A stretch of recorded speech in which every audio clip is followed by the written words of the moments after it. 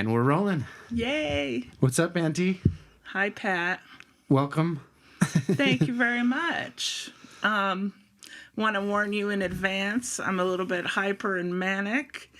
And also, I have synesthesia, so I tend to get distracted very easily. So you might have to keep me on track.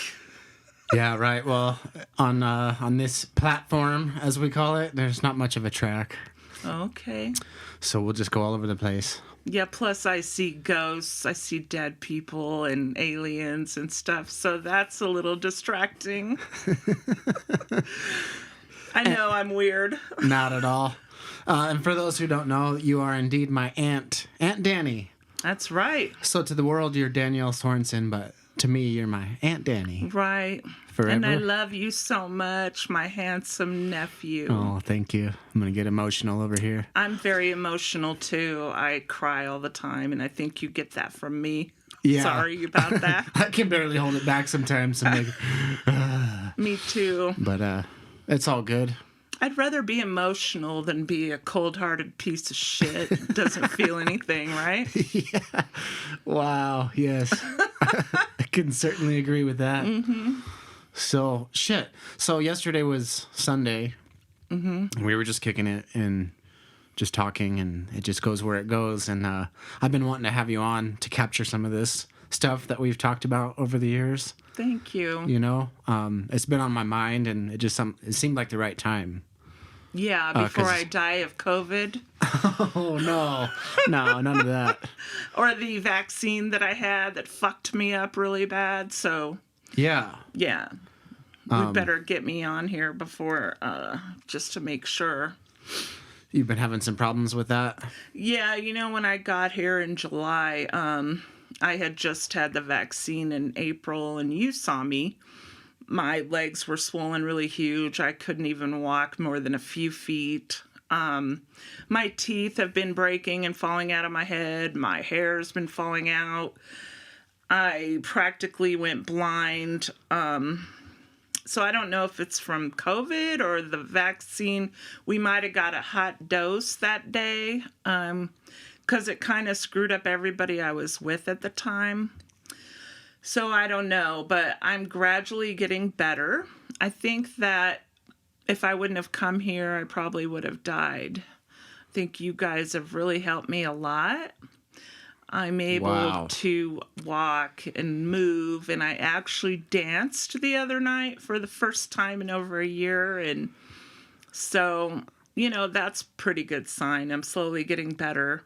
I gained about 70 or 80 pounds of water and sludge in my lymph nodes, so yeah, that's getting better. I'm losing a little bit and starting to move a little bit more. Yes. So, I mean, who really knows exactly what it is, but... I don't know. They say that it's COVID long haul or COVID long term or whatever. Who knows if it's that or the vaccine, but, you know, I have a really rare blood type, me and your mom. It's called the God's blood, the alien blood, and only like 1% of the people in the world have it. Well, it has to do with the Rh factor, which 15% of the world have that, but 1% has the A negative. And the people that have that blood are usually psychic. They usually have an extra vertebrae in their back. They have low blood pressure. They have all kinds of really interesting things. They have blue eyes mostly, or green. And, you know, our bodies are extremely sensitive. And so I think the vaccine, you know, really messed with me because of that too. I think the majority of the population don't have problems with that, but, you know, it nearly killed me. So I think that has a lot to do with it. And they call it the alien's blood or the God blood, because they don't know where it came from. The majority of the world, well, all of the world's blood came from Africa, except ours. It popped up in Northern Europe a few several 100 years ago in Northern Europe only. They've isolated it to that area, and it was like put there. It just popped up one day out of nowhere. So that's why they call it the alien's blood. Wow. So I feel like a genetic experiment. Wow. Yeah, and my grandkids are kind of, a couple of them are really kind of alien too, and one of them started speaking at 3 months old and stuff like that, stuff that's not normal. And they're extremely intelligent. Yeah. Inclined in certain areas. Musically gifted, things like that. Yeah. Yep. I'm fine with that, being an alien or half alien. That's why I'm abducted all the time and they follow me.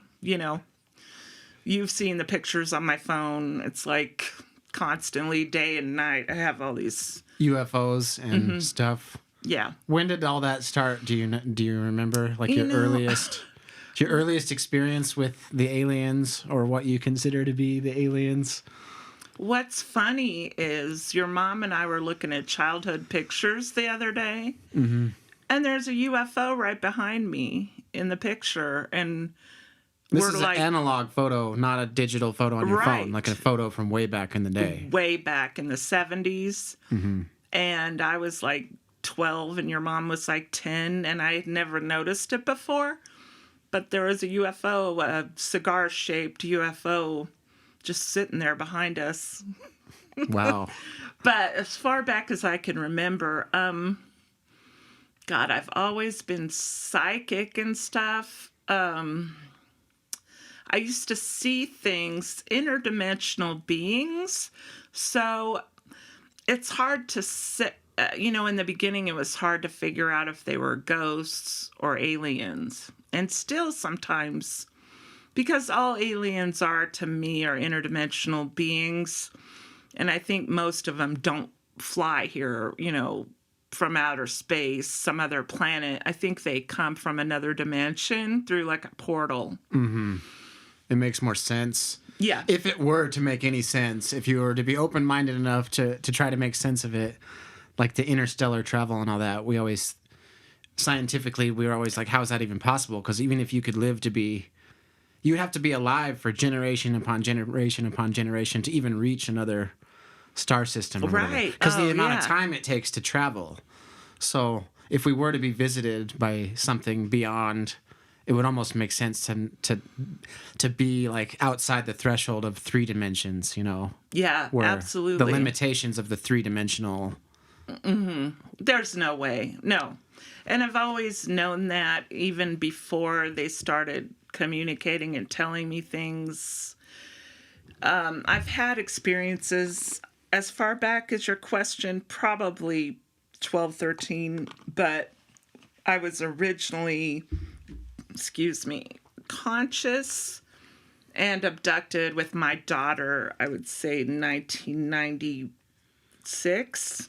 It's a big MUFON story. It's their biggest case from last year, because I only reported it last year, even though it happened in the 90s, because they didn't want me to report it. But now the world needs to know. Like, the veil is getting thinner and thinner, and so now I'm allowed to speak out, so to speak. And I've kind of been meditating some today to ask them to let me know what to share, because, there's a lot of star children being born, and the world is coming to a spiritual war. So, I questioned them today, and I asked them what I could share with everybody. So, because they've abducted me and the kids several times. Gary has been abducted quite a bit. My daughter doesn't like to talk about it, so I'm not going to tell her story. It's not mine to tell. But, I've been abducted many times. I've had the bad ones come in my house when I was younger and not as strong as I am now. Now they don't fuck with me because I'm surrounded by white light, and I'm a spiritual warrior, so they don't fuck with me anymore. So, but yeah, they try. Believe me, they try. So, Yeah. but they're, how I was saying, kind of, I alluded to it a little bit last night. There's a gray area that used to be in the world where there's the bad side and the good side, and you could dip your toe a little bit into the bad side if you wanted to be a little bit bad. But now the gray area is getting smaller and smaller and smaller until it's like nothing but barely a line now. And you're going to have to choose a side. And, if you're on the evil dark side or whatever, that's fine. That's the yin and yang, and that's what needs to happen. It's not a bad or a good thing, but, people are having to pick a side, and my side is light and love and good, and, that's why I think the dark ones try to fuck with me my whole life. I think a lot of people that have a lot of mental issues or drug issues or stuff are really fabulous. A lot of them are good people, light people that demons have tried to fuck with so much that they completely messed them up. And, because it's a war and they're trying to win, so. Yeah, I was taking some notes on that. Something about, spiritual war and like demons and angels and the gray area. Stuff we were talking about yesterday. Yeah, there's organic portals. Organic portals, yeah. So what is an organic portal? My God. I used to think everybody had a soul, but then when I found out about organic portals, it made sense to me. Organic portals are just meat suits that are born without a soul. And they are meat suits that demons and bad entities and different spirits can come into and possess for a time. Sometimes one will possess a body the whole entire lifetime of the body. Sometimes several different ones will come in at different times. But if you see my lip shaking, sorry, I'm cold. I'm not nervous or anything. Yeah, I should have. No. But warned you. I'd rather be cold. In here. But the organic portals, they cause havoc for human beings. That's their job and their, their main focus. So if you have a boyfriend or whatever that is really evil and nasty and beats you and tries to kill you and things like that, chances are he's probably an organic portal and you're a good person with a soul and he's trying to fuck up your life and win that part of the spiritual war. Yeah, and the organic portals, I used to also think were about 50-50 population. I'm beginning to think it's more 60-40, unfortunately. There's a lot of evil and a lot more being born, I think. A lot more organic portals being born. So there's a lot of evil, nasty shit out there. And that's, I think, attributed to them, Didn't you run into one? We were at a birthday party a while back. Yep. And you said I was in the kitchen, I was getting some food or something, or I was by the sink. And you ran into this person, and you didn't know each other, right, previously? No, I've never seen her in my life. But you crossed paths with this person, and you could tell, like, you were opposites or whatever? Well, I was in the kitchen. You were in the kitchen getting food. It was a wonderful dinner, and a few people were in the kitchen. She tapped me on the shoulder, and she said, "I know you. You're one of the light ones, aren't you?" I said, "Oh, yeah, I am." "And you're one of the dark ones, aren't you?" She goes, "Yep, I sure am." She goes, "I see you." And I said, "I see you." It's funny because you told me that yesterday, and, like, I didn't remember it right away, but then I do. Now I specifically remember it because I had my back turned, and it was like just in my peripheral, and it was just profound enough to catch a little bit of that. But I was like, "What are they talking?" Yeah, but it's like, weird. Isn't I remember it now for sure. Like that really happened. Yeah, I And deal was with just that like a lot. 3 months ago or something. Yeah, and I deal with that a lot.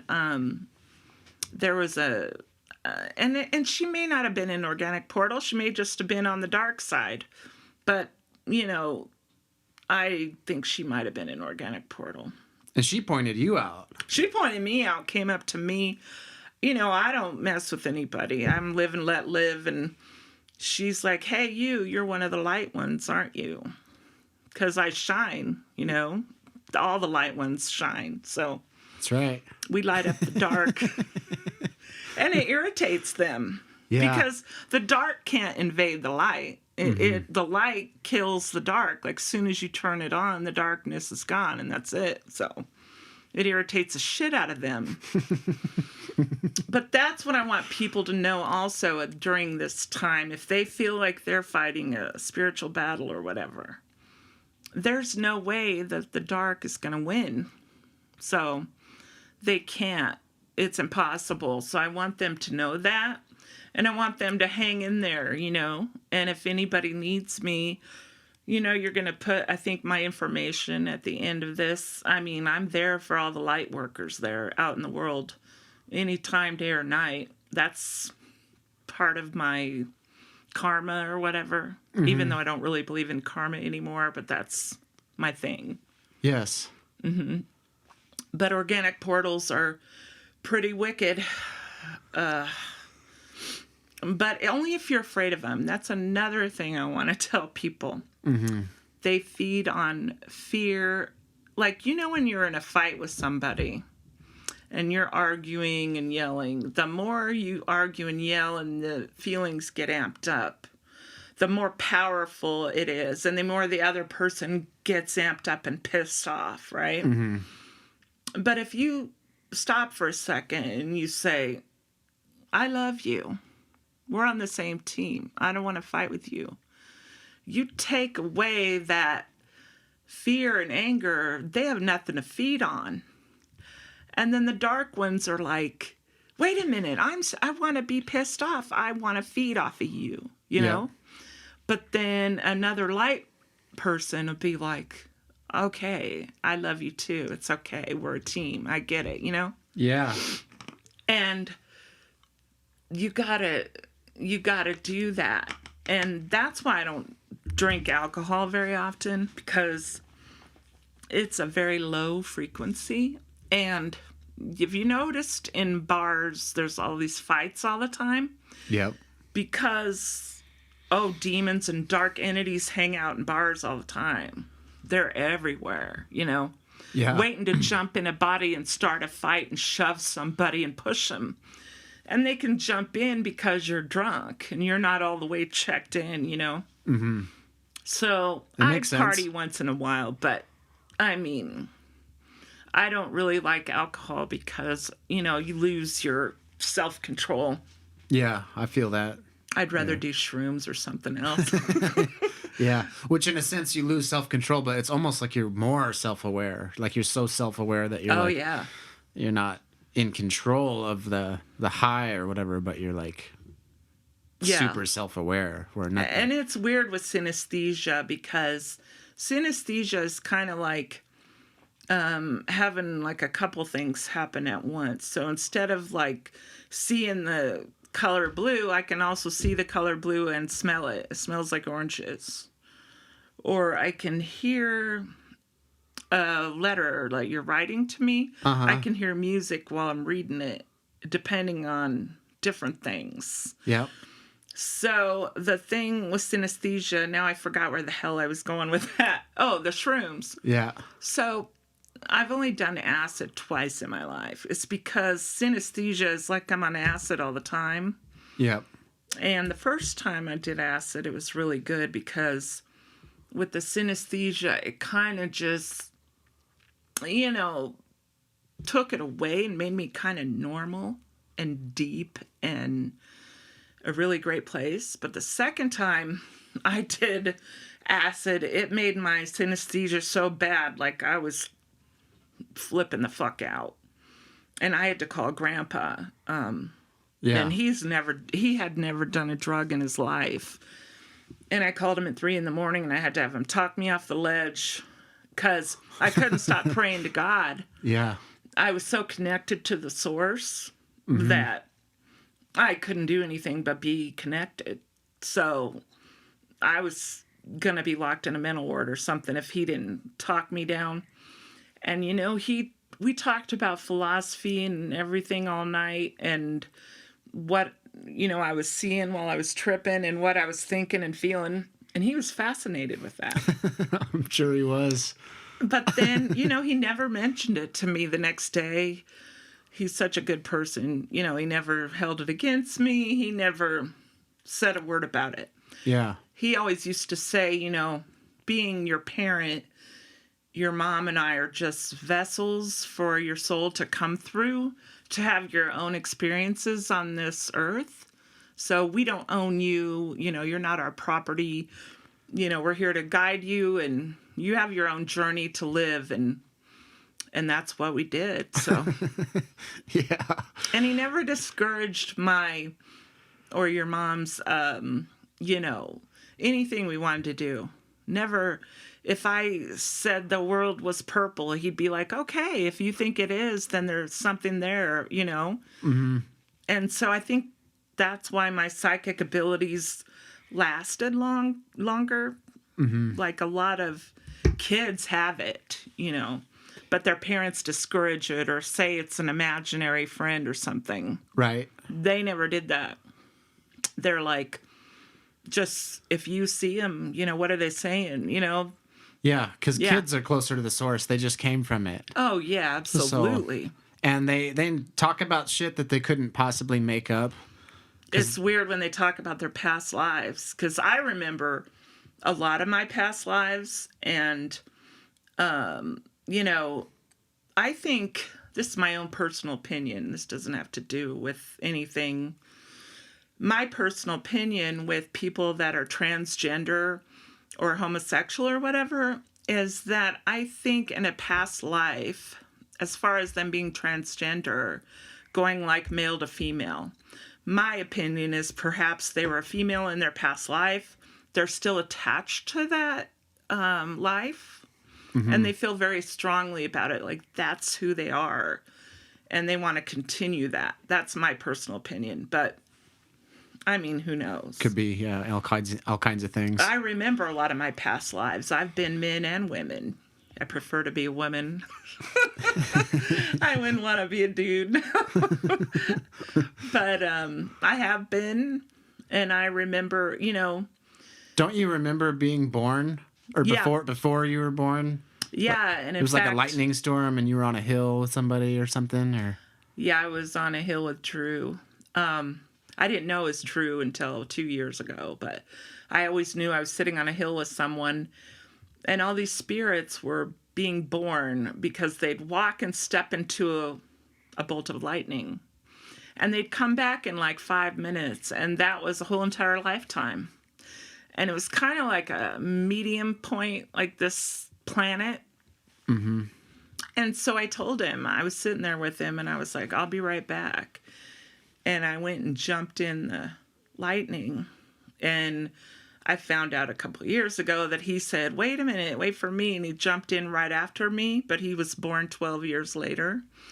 But yeah, I remember being born. I remember the sights and sounds, being in water and everything blurry in the delivery room and the lights and grandma, and, you know, I remember the whole entire thing. I remember my whole life. I remember being a baby, getting my diaper changed, sitting in my high chair, grandpa and grandma feeding me, giving me my bottle, you know.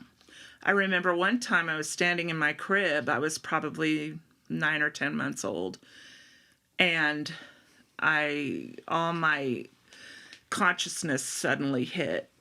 And I realized I had to live a life all over again. And I was extremely upset about that. And I started screaming and crying uncontrollably. And Grandma and Grandpa could not console me. They thought, you know, no food was helping or bottles or anything. I was screaming and screaming because I didn't want to live another life. Yet I had to. So if your baby, if not you personally, but if somebody's baby is screaming uncontrollably and nothing's working, that's probably the moment that they realize they're having to do it all over again. Ugh, it's awful. Yeah. But Grandpa always said, as long as you desire one more breath, you'll be reborn. So. Wow. And, you know, I had an epiphany the other night when you guys were playing, you know, your band. Are you good? Do you need a coat no, or anything? I'm good. Absolutely good. Okay. I should have warned you. It's a little chilly in here. No, actually, I'm warming up. Now I'm starting to get manic and a little hyper now. Okay. Good. Good. And you can adjust that chair if you want to. Yeah, it goes no up, worries. goes up and down, or. Yeah. But yeah. You had an epiphany the other night at the show? Yeah. Because speaking of living another life, in this life, I've heard that Led Zeppelin song, you know, Stairway to Heaven, thousands of times since the 70s. And I know every word of it. But this is my matrix, right? Mm-hmm. So my life and my world is completely different than yours. Right. And so the only reason anything happens in my world or to me is for me to get it, learn something from it, and then move on. Therefore, I don't have to have another life, right? Mm-hmm. So I heard Stairway to Heaven, and I thought, okay, I've heard this a million times. And then I thought, why though, right? Why have I heard it a million times? Well, maybe it's because I never listened to it before. Really listened. So I plugged my brain into your amp, and I became like one with the music. And I was really listening to him and feeling it. Yeah.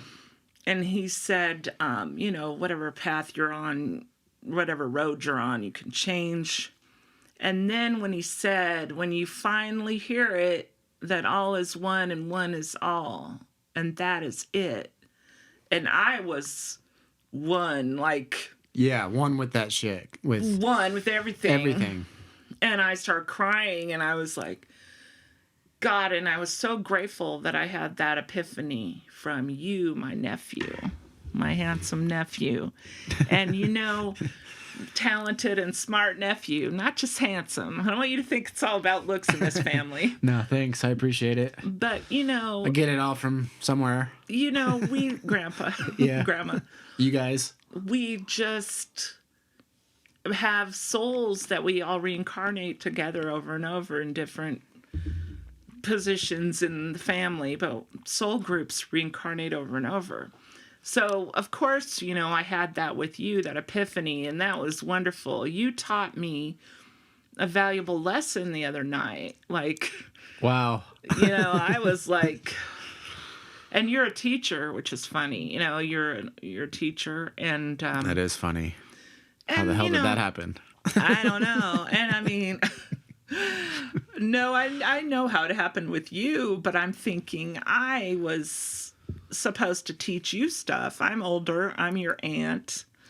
Right. You know, but the teacher always learns from the student, right? Always. Always. So, you know, when you taught me that the other night, when I had that epiphany, man, I was like, wow, that was some deep shit. And now I never have to hear that song again. Like, it's done in my Matrix playlist, you know? Mm-hmm. I got what it was saying, so.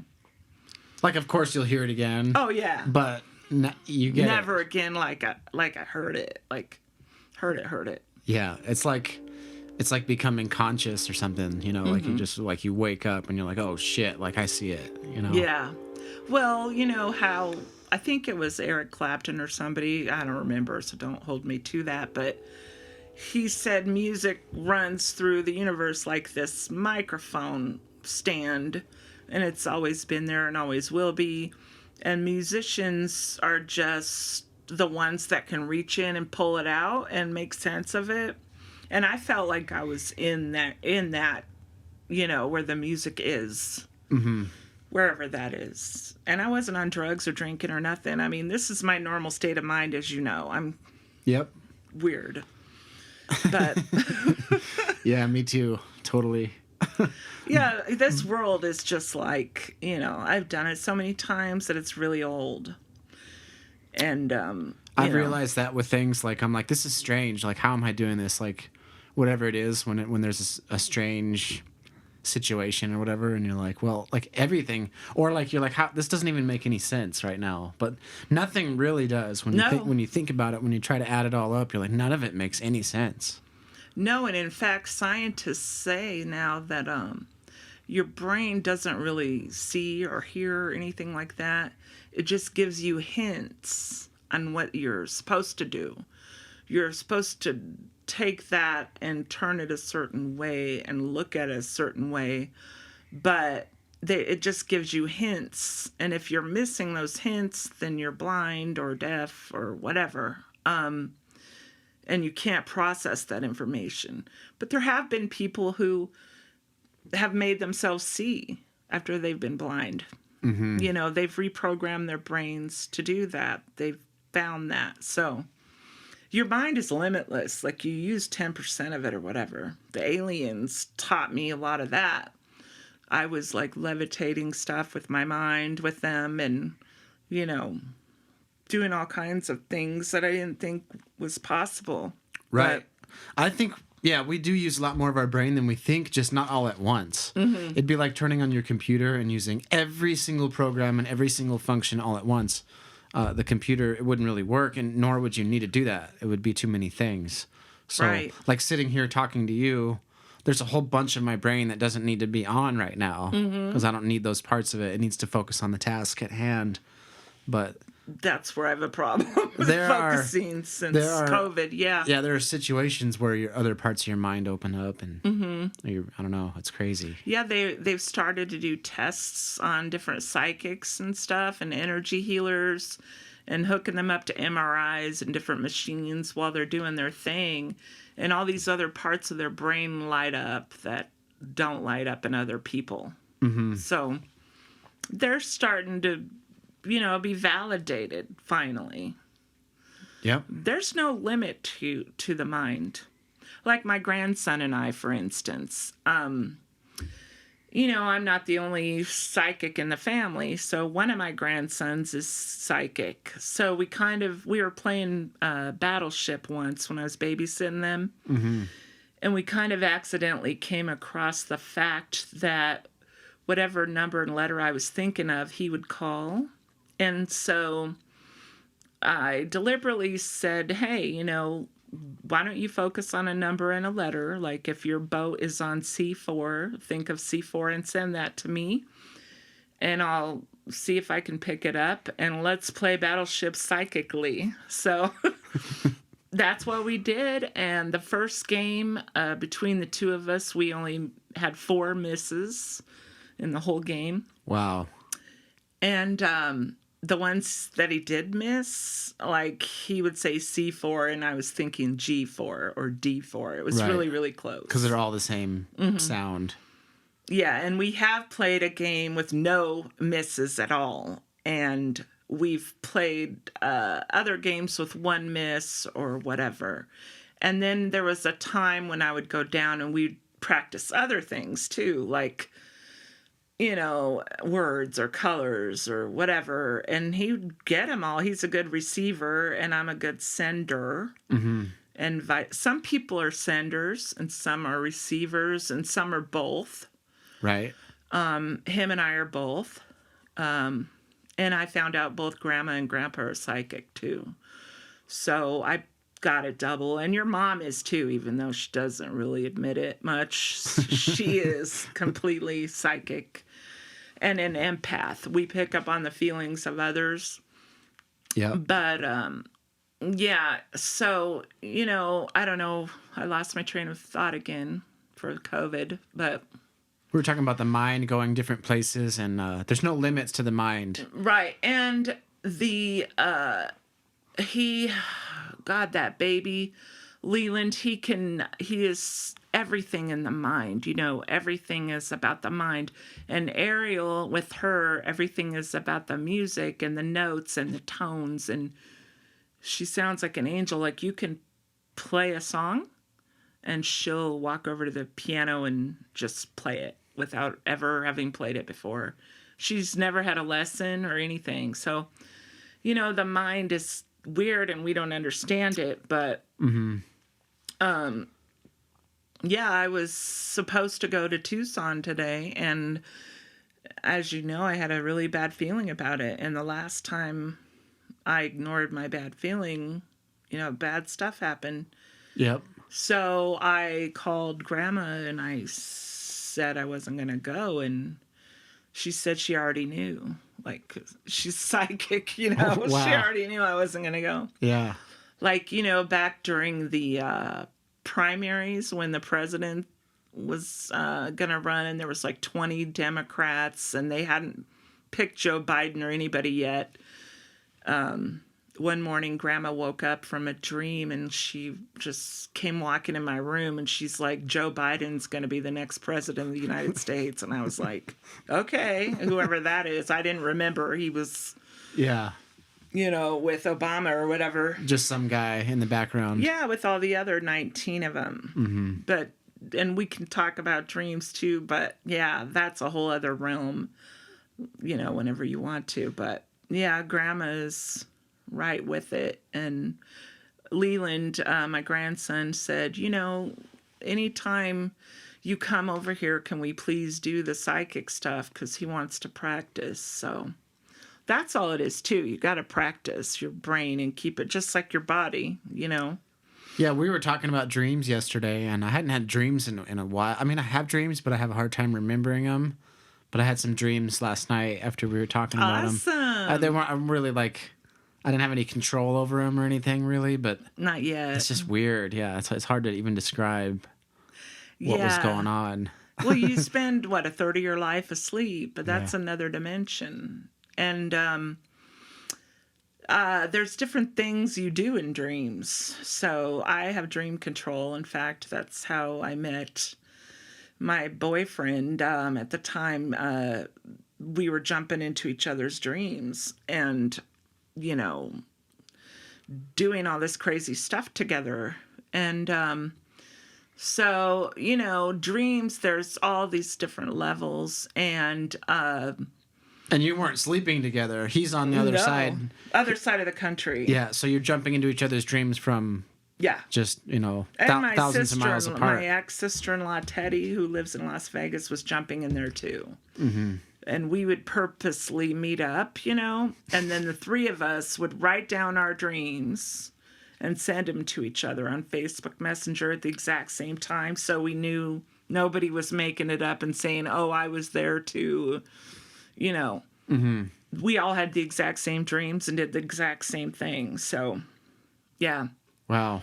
And there's no time and space. And, so that's why with my tarot readings and stuff, I can read them over the phone or wherever, because you don't have to physically be with anybody to do anything like that.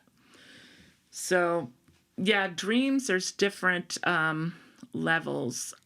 Some people that I know can only do a few things in the dream world because there's different levels, which I actually need to map them out because it's a very confusing world. Yeah.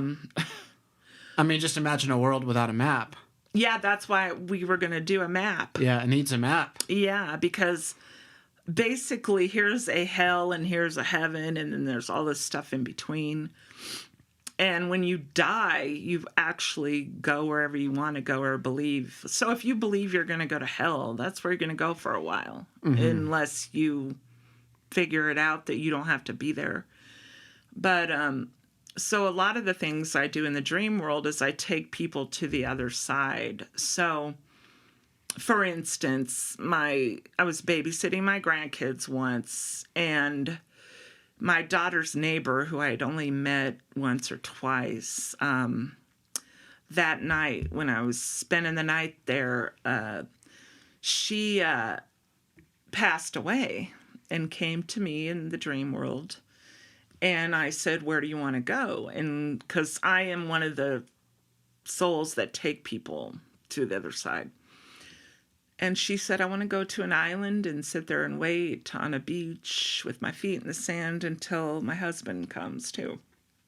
And so I took her there, and then I left. And then my daughter called from wherever she was vacationing at the time the next morning. And I told her, I had a dream that the neighbor died, and I think she died last night because I took her to the other side. And my daughter said, yeah, that's what I was going to tell you. She died last night, and her husband called me this morning and told me. So, but that happens all the time with people I know. Mm-hmm. I've taken tons of people to the other side, So that's one of the things I do in dreams. Another thing is I'm a spiritual warrior. Yes. So, and these are very detailed. Oh yeah. Adventures like time travel and. Time travel in dreams is through rivers or creeks or any kind of body of water that's moving, and it's cold, and you can travel back and forth in time through there. For instance, I've done this hundreds of times, but one of the main ones is I went back to the 1940s Nazi Germany, and I was, of course, a tall blonde with a high ponytail and a turtleneck, and I was a German spy. Mm-hmm.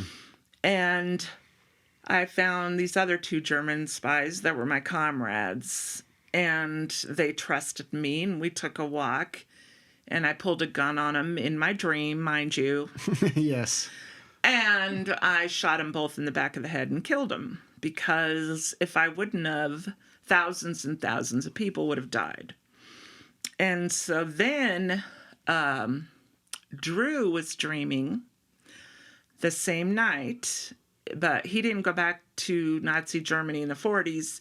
He went back in the 1960s, and he destroyed some paperwork that was proof that I was a spy.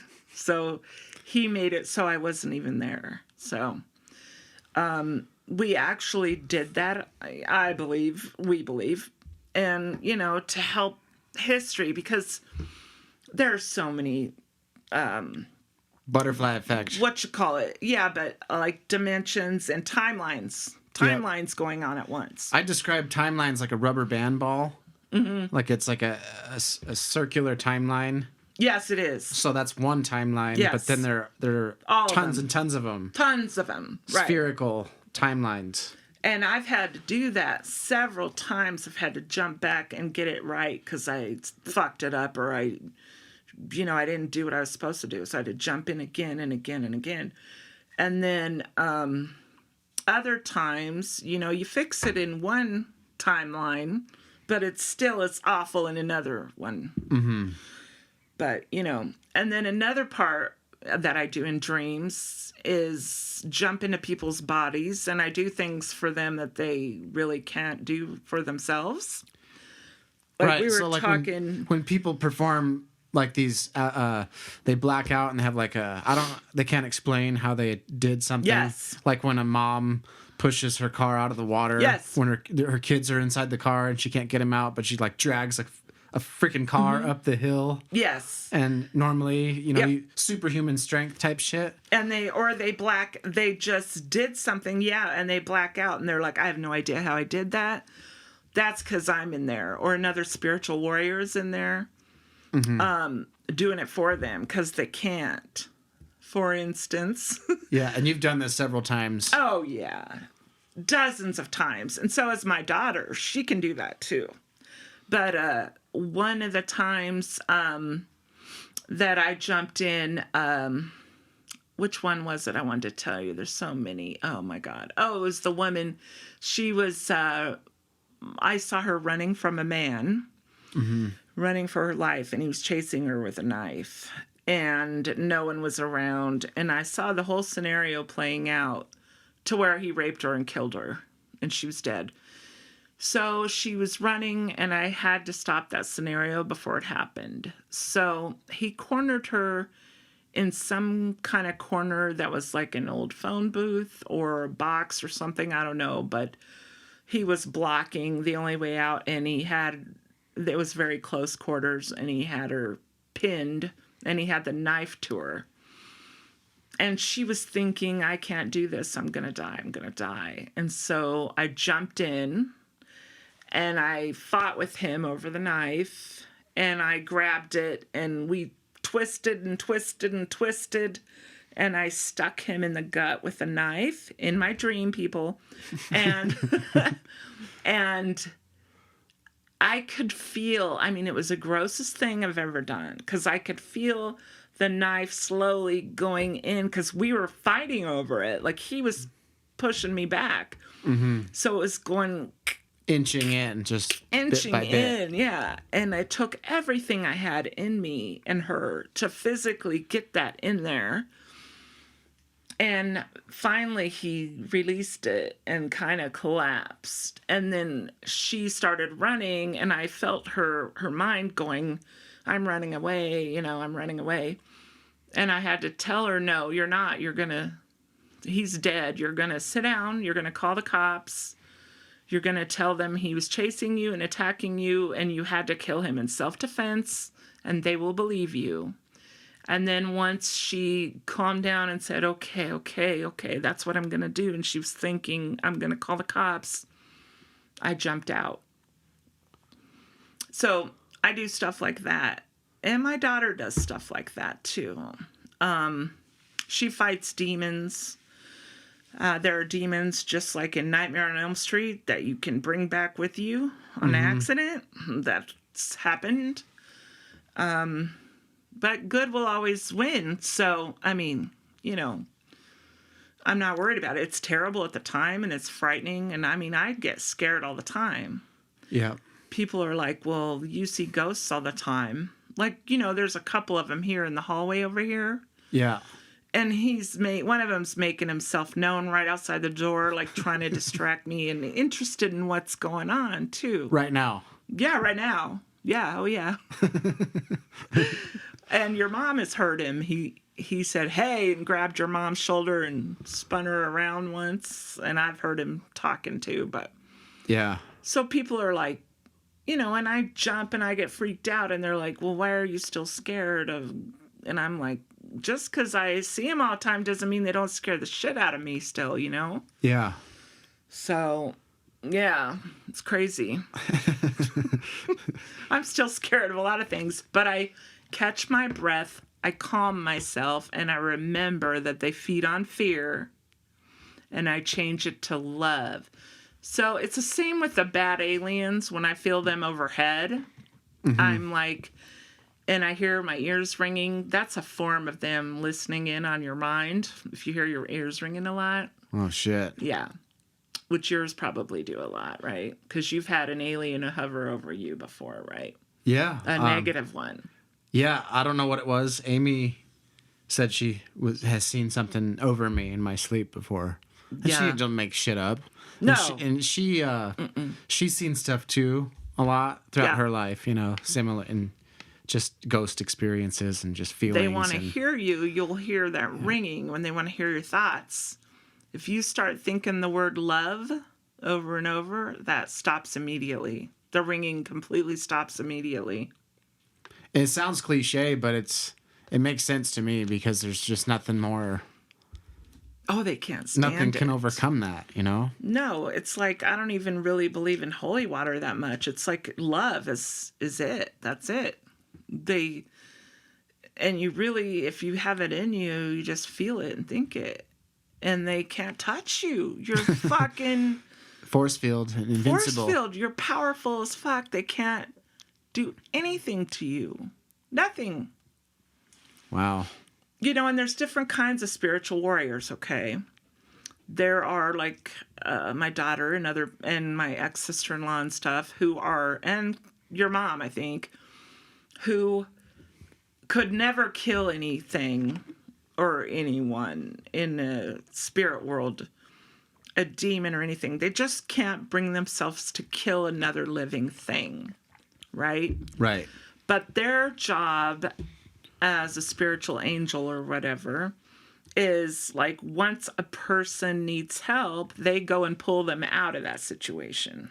Mm-hmm. Whereas being a warrior, I have no problem killing those fucking things, right? Because they've tortured so many people, or they will torture so many people. Mm-hmm. So it's the same, like, give me a child molester for 10 minutes. I will fuck up his world, right? And I have no problem with that at all. Yeah, me either. Right. But, like, your mom or my daughter or whatever could not kill another human being or hurt them. But you get what I'm saying. You feel the same way about it I do. Yeah, some things are unforgivable, and Yeah. you're like, you're not really worth anything anyway if you would do some shit like that. So, you know, but of course we're talking about the beyond.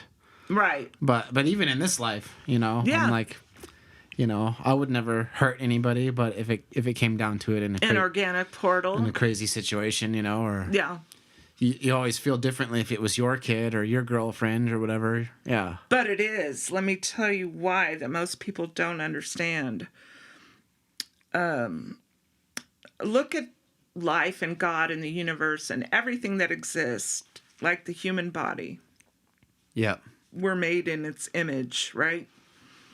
So the fingers aren't aware that they're on the hand, and the hand is not aware that it's on the arm. So say these fingers are America and these fingers are Nazi Germany, and these fingers start beating the fuck out of these fingers, right? And they're beating the shit out of each other. Well, they're so dense that they don't know they're only hurting their own body. Yep. They're only hurting themselves, right? Because they're hurting the whole entire body. That's how it is with lower evolved people and spirits and things that hurt other people. They are that child that they hurt, or they are that person that they hurt. And by hurting them, they're only hurting themselves. But they don't get that. They don't get it. They're not evolved enough to get it. I was lucky to find that pretty early. I know. I found that at like 16 or 17 or something. I realized. Oh, I think you had it before then. I realized that that we're all connected, and that like in some abstract way, like I'm talking to myself right now. Yeah. Because you're me and I'm you, and it's the same. Abso-fucking-lutely. And once I realized that, I was like, I wanted to start treating people better and just, you know, just looking at things differently, because you're just like, damn, like that's some powerful. Because you are. Because in one life you're the lion, and in the next you're the lamb. Yeah, it's crazy. In one life you're the predator, and in the next you're the prey. So the better of a person you are, you raise and elevate your own self. Yep. And guess what? I saw this meme the other day that blew my fucking mind, as my mind isn't blown enough. It said the greatest secret of life that you don't know is that you're the only one here. And I'm like, holy shit. I know I am, but to have it put back at me was like, wow. I'm the only one here, and everything that happens, like, none of this shit is real, you know. And that's why I believe in power of manifestation. Whatever you focus on, the universe doesn't distinguish bad from good. If you focus on, I don't have any money, then you won't have any fucking money. Yep. But if you say, you know, if you focus on what you do have, you're going to keep getting more and more. That's because it doesn't. It's unbiased. Right. It's not about the words or the specific language. It's about the feeling. It's intent. Intent. There you go. Every fucking thing is intent. Right. That's it's another like a present. thing people don't realize. It doesn't really matter what you give. It's the thought that counts. Right? Yes. Like a gift. Like I remember one time this brother and sister were fighting, and the little brother pulled out a knife and like was almost going to stab the sister. And then he was like, later on, he was trying to get out of it. Like, nah, I wasn't really going to do it. Right. And we were like, yeah, but you thought about it. Yeah. Because why else did you pull it? Yeah. It's the thought that counts. Like you were probably almost going to stab your sister, like for real. Otherwise, have you seen that show, Alaska, The Last Frontier? This is where it was a perfect example of intent. I haven't seen that. These people live in Alaska off the land, right? Mm-hmm. Well, this one brother was taking his younger brother hunting and kind of teaching him the ways of hunting. And they were walking and they were being quiet and all really quiet. And all the birds started fucking flying away, and all the rabbits started running and shit. And the older brother said to the younger brother, dude, your intent. They can feel your intent. They know you're hunting. You're hunting. And you send that energy out there, they're fucking taking off. He's like, you got to pull back your intention. You got to just be walking through the forest and then bam, you know, like. Yeah. And it's all about intention, all of it. And the same with people. I had to learn how to control my energy because every time I was at work, you know, and I was in a bad mood, like paper would fly out of the fax machine and printers would stop working and computers would shut down, and they hated it. They're like, Danielle, get the fuck away from the equipment because your energy's fucking it all up again. All the time, everywhere. So I've had to learn. But when I was in high school, this one girl, we were on the bus and she pissed me off. She was saying really, really horrible shit to me and I hadn't done anything. Uh-huh. And I shot her this intention. I was like, you're going to be sorry for saying that. But more than saying it was my intention. And just then she projectile vomited all over the whole entire bus. And I was like, see, I told you so. But I was a kid, you know. That's fucking hilarious. But it was like, intention is every fucking thing. People can feel sexual tension from across the room, intent. They can feel, you know, happiness, anger, everything. Mm-hmm. You have to live your whole entire life with intention. Everything you do. It's more important than what you say. Mm-hmm. Yeah, I believe that, yeah. Mm-hmm. That's why I can always see an organic portal or an actor.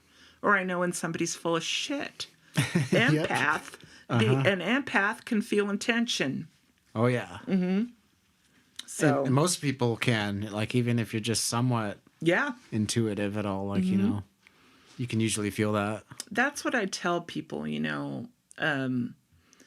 Everybody has it, you know. And some people, it gets better with practice. I was born with it, but then I also had a bicycle accident when I was 11. I flipped over the hood of a car and I smashed my head on the cement. And then I became like even more psychic. You know, that day I started seeing ghosts walking through the house and through the fence and, you know. And there's just countless stories of shit like that. Oh, endless.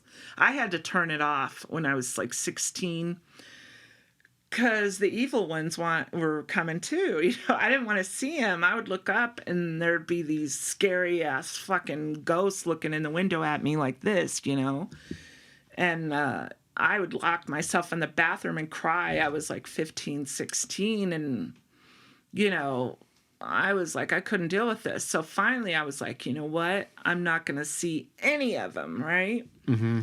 So it took me a week or so, but I shut it all off, turned it all off, and I didn't hear or see ghosts or anything for several years, a couple of years. And then I thought, you know what? I'm older. I'm stronger now. I can turn it back on and I can just have control over it and just keep the bad ones away from me with my protection, my white light. And my ex-sister-in-law, Teddy, she shut hers off too because she couldn't handle it. Mm-hmm. But she's never been able to get it back. So you got to make sure you don't fucking want it before you shut it off too. Yeah. So I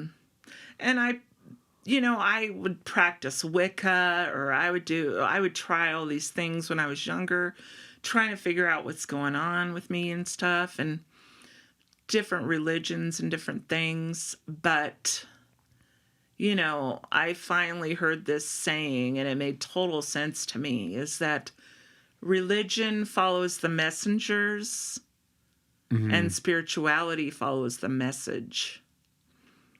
So I don't have a religion anymore, or after that, you know. Mm-hmm. And it does follow the messengers.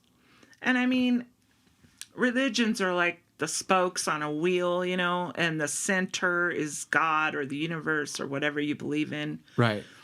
they're all going to get there. They just go a different way, a different path. That's why it irritates the shit out of me that they're all fighting each other all the time. Yeah, me too. It's the same. It's like the body analogy. My religion is They're all on better the than same yours. wheel. Yeah. It's crazy to me. You're all spoke on the same wheel.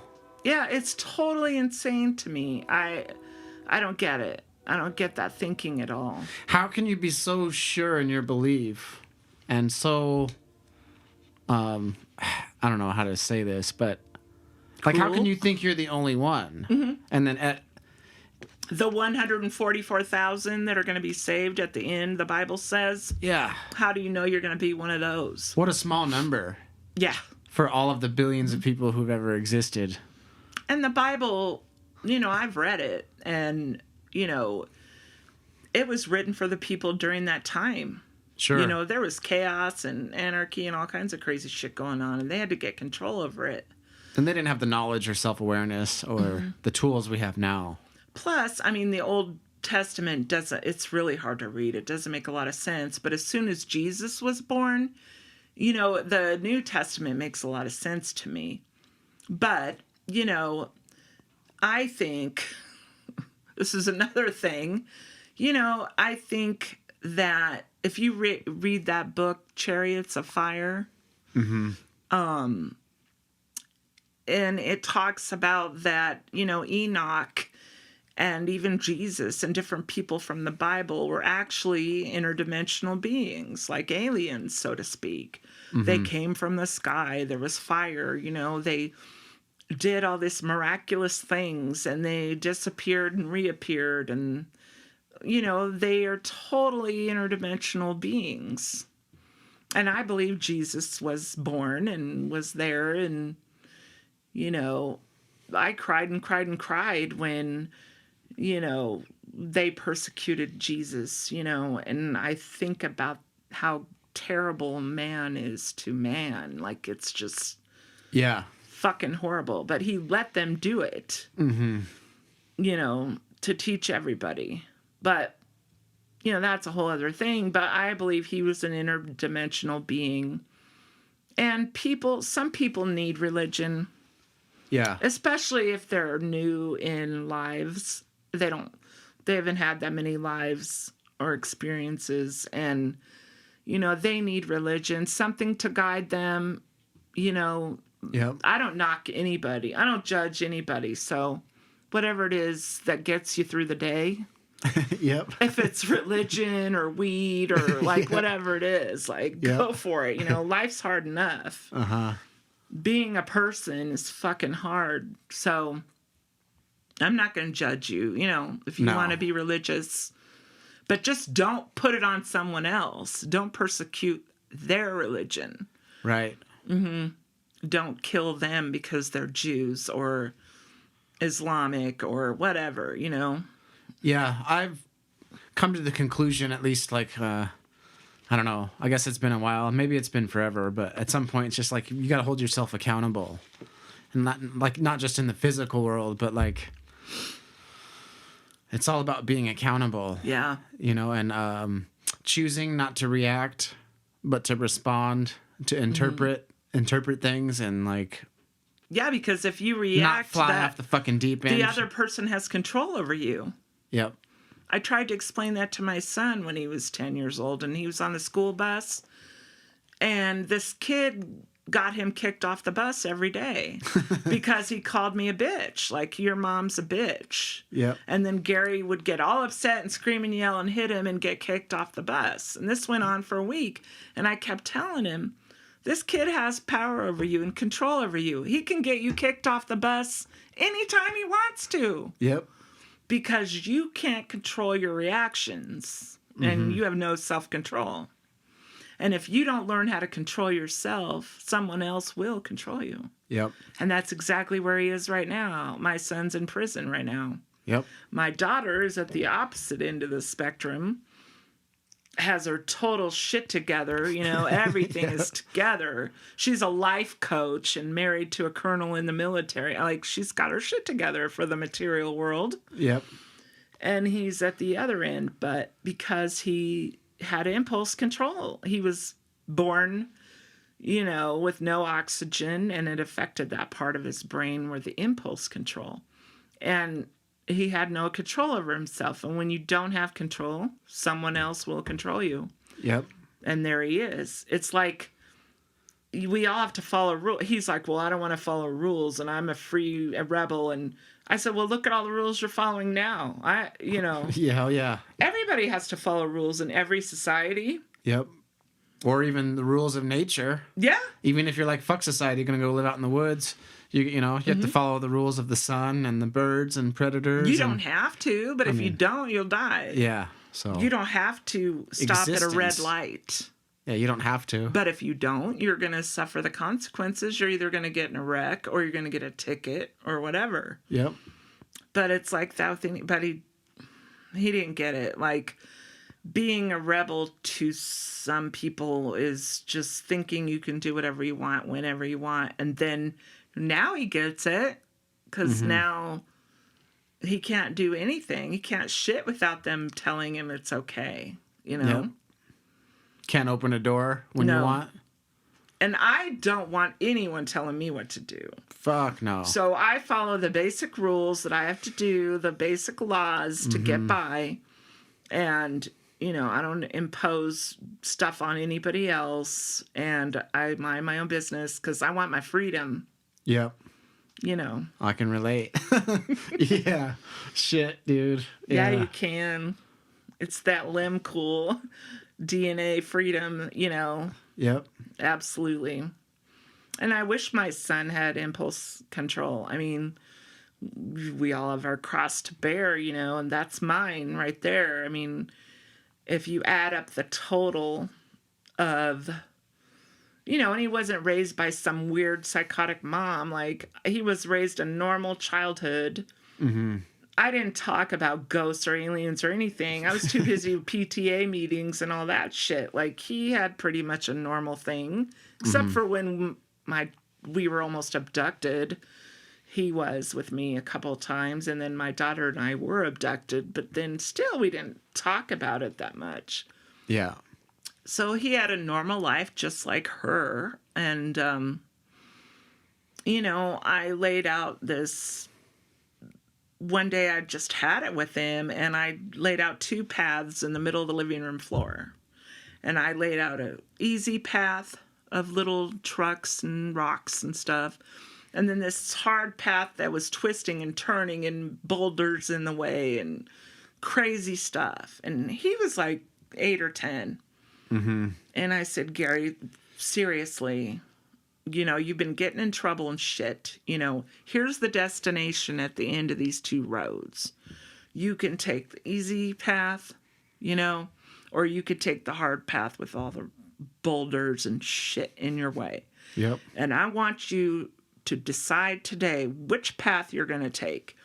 And his little teeny head and little teeny body, he sat there and looked at those two paths, and he thought about it. And he looked at me and he goes, Mom, I'm really sorry, but I got to take that one. Wow. And he pointed to the one that was with all the rocks and terrible. And I was like, damn, I knew you were going to say that. Like, he apologized, but it was in advance. He has to live his life. I'm the vessel that he comes through to live his life and to do his thing. And I love him unconditionally. I will always love him and be there for him. And, he calls me every day. And, if he needs anything, I'm there for him. Yep. But, I mean, I don't enable him or let him do shit like that. But, we're vessels. And when I love you, as you know, I love you unconditionally. All the way. All the way. I don't say I love you on the condition that you don't cheat on me, or I love you on the condition that you don't, run away, or that you don't sleep with 10 women. Any boyfriend or husband I've had, it's like, I still love them, mm-hmm. And I will always love them. I just can't live with them anymore because I won't be treated like that. But and I've told my husbands, like, you're free to do whatever you want to do. I'm not going to, you know, I'm not your warden or whatever. You know, it's your life. I'm not going to tell you what to do or what you can and cannot do. Mm-hmm. But if you do stuff, you know what I like and what I don't, what I will tolerate and what I won't. And if you do those things, I'm leaving. So it's your choice. Yeah. Yep. I always thought relationships, really, it comes down to expectations. You're like, well, what did you expect? You know, Right. Like, you know, like you have to set. That's the thing. A lot of relationships fail because there's not clear expectations on one side or the other, and not just intimate relationships, but friendships and. And you're good at a relationship, obviously. You've been in one your whole adult life. Yeah. You know, the same person. Yep. So you're very, very good at that. So, yeah, I don't tell people what to do. And I love you unconditionally, and I always will. Even if my son killed somebody, which he has not. He's only in jail because of drugs, but... Mm-hmm. Even if he did, I wouldn't like what he did. I wouldn't condone it. I think it's terrible, but I wouldn't ever turn my back on him or stop loving him. Even if he was gay or bald or whatever. Like, you know, I think, and I don't get it how parents can turn their back on their kid if they're transgender or gay or something, or if you don't live life under my conditions. Like, who the fuck are you? Are you life's authority? Yeah. You know, are you the authority on life so your way is better than everybody else's? It's just their insecurities reflecting outward, you know. They would be super insecure with themselves if they were that way. Right. So to see anybody else that way, they're like bothered by it. Blows my mind. And you're like, you're just bothered by yourself and your own fear. That's why I can't stand being reborn all the time.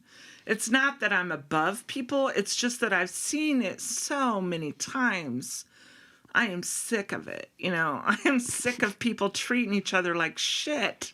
Yeah. And looking at it all the time. You know, I can't stand it. And, you know, hopefully I don't have to come back like anymore. Because there are like all these other levels and worlds and dimensions I've visited, actually. I went to one dimension in the dream world that was damn near perfect. It was really bright and light and almost like a rainbow light world. And everybody that I knew in this dimension was there. And they were having this huge party. But it was like the perfect world. It was like, I mean, heaven. Yep. And I was like, I want to stay. And Carolyn was there, you know, my best friend, Carolyn. Yep. And she's like, no, because your other self is coming up the driveway right now and you can't run into each other. Yeah. Like, you can't run into her. You got to get out of here. You got to get out of here. And I'm like, I want to stay. I don't want to go back to that shitty dimension. Was that in a dream? Yeah. But what happened in a dream that I brought here one time was if you see a mirror in your dream, go in it. Because you're evolving and getting to a higher level, you know? And I can help people learn how to control their dreams and active dream and stuff like that, you know, if they reach out to me personally. Mm-hmm. But, you know, I felt pretty evolved. But then one time the more evolved you feel, you realize you're not at all. But I went in this mirror and it was a whole new world. And when I woke up the next morning, I was like, wait a minute, this is like 2 or 3 weeks ago, right? Mm-hmm. And everything on TV was the same. I'd seen it all a million times. Like, it was really weird. So I told Drew at the time, I was like, he's like, oh, these new shows are coming on TV tonight, right? And I was like, oh, you mean that one? Well, I've seen that before. And he's like, you couldn't have seen it before because it's never been on. It's brand new. And I was like, I've seen it before in the other dimension. And I told him everything that was going to happen. And it did. And so we have these conversations daily for like 2 or 3 weeks until this dimension caught up with the other dimension that I had left. But yeah, I had seen all the same things in the other dimension. I was 2 or 3 weeks ahead. Yeah, ahead. But it was weird because I feel more evolved and stronger now. Like, they say the 5th dimension or whatever. I kind of feel, since I went through the mirror, I've went up a level, went up a notch. That's why I highly suggest it to anybody if you're in a dream, go into the mirror. Yeah. And then about exactly 1 year to the date, Amy bought that mirror in the hall there. Yeah. And I was like, yeah, it kind of looked like that, that Harry Potter mirror. It kind of looked like that. And I've never seen Harry Potter, you know. So I've seen clips of Harry Potter stuff, but I've never seen Harry Potter. So, yeah. But I love that mirror. And I figured out, oh, that's written backwards there. So, yeah, in the story, you see your heart's desire in the mirror. That is so badass. So, like, Harry sees his parents who are dead. Oh. And, because that's his heart's desire is to reconnect with his parents. So he's just sitting in front of that mirror, like, night after night. But then eventually the head professor's like, people have lost themselves sitting in front of it, wanting what they can't have. But everyone sees something different, But it's kind of a cool mirror. Yeah, absolutely. But the other thing about dreams, too, is there's prophetic ones where you predict the future. Like, there's all kinds of levels I'll have to map out, too. But, yeah, if you see a mirror in your dream, go for it. Walk right through that bitch. Yes. Mm-hmm. Absolutely. And I'm always like, one night in my dream, I was the goddess with all the arms. That was the Hindu god. I was her, and all these people were putting robes on me, and I was spinning really fast, and that was fantastic. And then in another dream, I was on that same hill where I was right before I was born, but there were lions and people and stuff laying around. And then all of a sudden they got excited, and they're like, God is coming. We're going to meet God. We're going to meet God. And they were all excited. And I said, who is God? And they're like, Yahweh. And I was like, oh, okay. And this beautiful goddess, woman, female, came gliding down. And she smiled at me and grabbed my hand. And that was Yahweh. Wow. So, the Jews and all the other people that talk about Yahweh, she is female. So what always bothered me about religions, please do not edit this out. I won't. Because whatever bothers me about religions is they all say you have a heavenly father and a son. How can you have a son without a mother? Okay? You can't. That's my question. How do you have a father and a son without a mother? They've erased the female species from the Bible and everywhere. That pisses me off about religion, too. Yeah. Sorry, I go back and forth. I bounce back and forth on topics. No, it's perfect. But, yeah, it's like... perfect. Think about it, people. It's totally all good to bounce all over the place. And you sure? Hell yeah. I mean... My brain is bouncy, especially since I had COVID, It's like a fog sometimes. And along with the synesthesia and everything, I'm not trying to place blame on anything. I'm just stating facts that I'm just bouncy. So, yeah, me I too. apologize. No worries. So we were talking a little bit about aliens earlier, but we didn't dive into like your actual experience, like what actually happened, maybe like with some of these alien encounters. Yeah, so I've had hundreds, and a lot of them I can only remember bits and pieces, because I'll like wake up in the morning and I'll have like little teeny claw marks all over my whole entire body. Or like when I was married to Eric, him and I would both wake up in the morning with claw marks and bruises like all over our whole entire body. And I don't even move when I sleep. I just sleep on my left side and I don't move all night. So I thought there was a straight needle stuck in my mattress. So I got rid of the mattress, got a new one. We still kept waking up with scratches all over us. And then at that time, this is in New Mexico, by the way. All of my experiences have been in New Mexico, but some of them have been in Arizona. And in fact, I just moved back here to New Mexico, as you know, from Arizona in July. And pretty much Alamo, right? Yeah. Alamo, Cloudcroft. Yes, absolutely. And there are a lot of aliens up there by Sunspot and the Cloudcroft area and stuff. I don't know. I wasn't living here at the time, but do you remember when they shut down Sunspot? Mm-hmm. A couple of years ago? Yeah. Yeah. Well, because they saw some shit they weren't supposed to see regarding aliens and spaceships and stuff, and they tried to just cover it up and say it was something else. I don't know exactly what, because I wasn't here. But, yeah, most of my experiences have been up there. In Cloudcroft area? Yeah. Where even though I lived in Alamogordo some of the time and Cloudcroft some of the time, they would take me up there. So one time that stands out that I do remember, there are several different types that I've had contact with. I've had contact with the Greys. I've had contact with, basically they're like organic portals, but they're like organic portal spirits, like a spirit without they're like just a mist with black eyes, basically.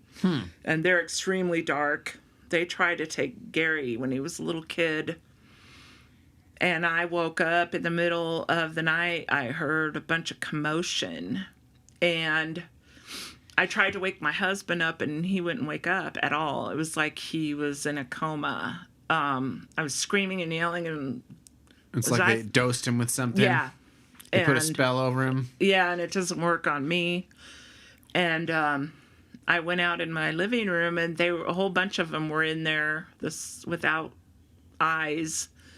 And they were walking down the steps with Gary. He was about 8 or 9, and there was one on each side of him, walking him down the steps and taking him. And they communicated with me telepathically, and they said they were going to take him, and I said, no, you're not. And this went back and forth, and I jumped in front of them, and finally I started praying to God, and they told me not even God can help you. Basically, that's how powerful we are. Not even God can help you. So I fell to the ground on my knees and started crying and sobbing because I felt hopeless and helpless. This was back in my early 20s, so I had Gary when I was 19, so I don't know how old I was, but I didn't have total control over like I do now. So I was crying and I felt helpless, and I just kept praying, and as I was praying, they let go of him, and they all started releasing. And they all started flying out through the vents of my living room vents, the AC ducts. They were like flying out of them. And so I grabbed Gary. No, I didn't grab Gary. By the time I turned around, he was gone, and I thought he had went with them. So I went running in his room, and he was in bed asleep. And so I had prevented them from taking him. But I feel like he kind of started to get a bad attitude after that, too. Like a little bit of it rubbed off on him. But Gary's on the good side. Even though he's in prison, he's always been on the good side. He's read the Bible inside and out. As you know, he has a really good heart. And he chooses the light, and he's a warrior. So, but that was a really bad encounter, and what's weird about that is I felt them coming back, like I could feel them psychically a couple weeks later. And I said, we have to move, like now, because they're coming back. And Fred was like, he didn't believe in that shit or nothing. So he's like, whatever. And I'm like, we're moving now. So, and we had just moved in like a couple months before that. Was this in Tucson? It was in California. Oh, okay, California. So it was on the edge of the desert out in Adelanto. So then my cat went missing and was just gone. And I thought I found him later dead. I don't know if it was him or another cat. But anyway, so we moved. And sure enough, a couple weeks later, they found me and I could feel him again. And I said, we're moving again. We moved again because luckily Grandma was managing apartments. And so she just kept moving me around to different complexes. But we moved 3 times until I finally had the feeling that I had ditched them. And I put up a mental block like I'm talking about, like the white light, how you protect yourself. So they couldn't find me again. So whenever I feel anything negative, I put up that block, you know? Yeah. And then I've had a bunch of good experiences. Did you want to hear about one of those? Sure. Yeah. Let's hear about the good one. The DNA I was talking about earlier with your mom and stuff, the alien DNA. The blood. The blood. Yeah, the blood. Sorry. No, it's good. Yeah, I think I have racked my brain for years and years and years thinking, why do they keep abducting me? You know? And they basically told me, I think it was about a year ago, I mentally got an answer. Was like, because I'm one of them.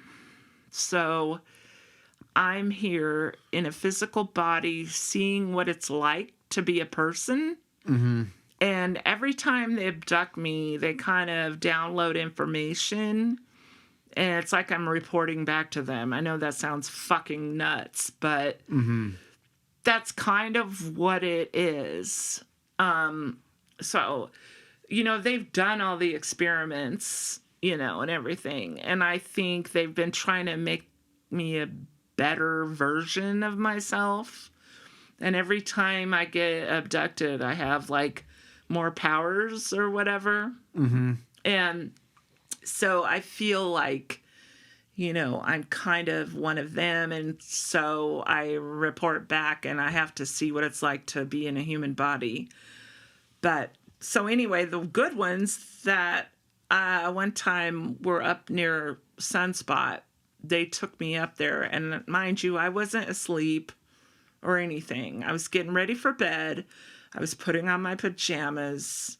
I was sitting on my bed. I wasn't even laying down. And suddenly I was up on the mountain.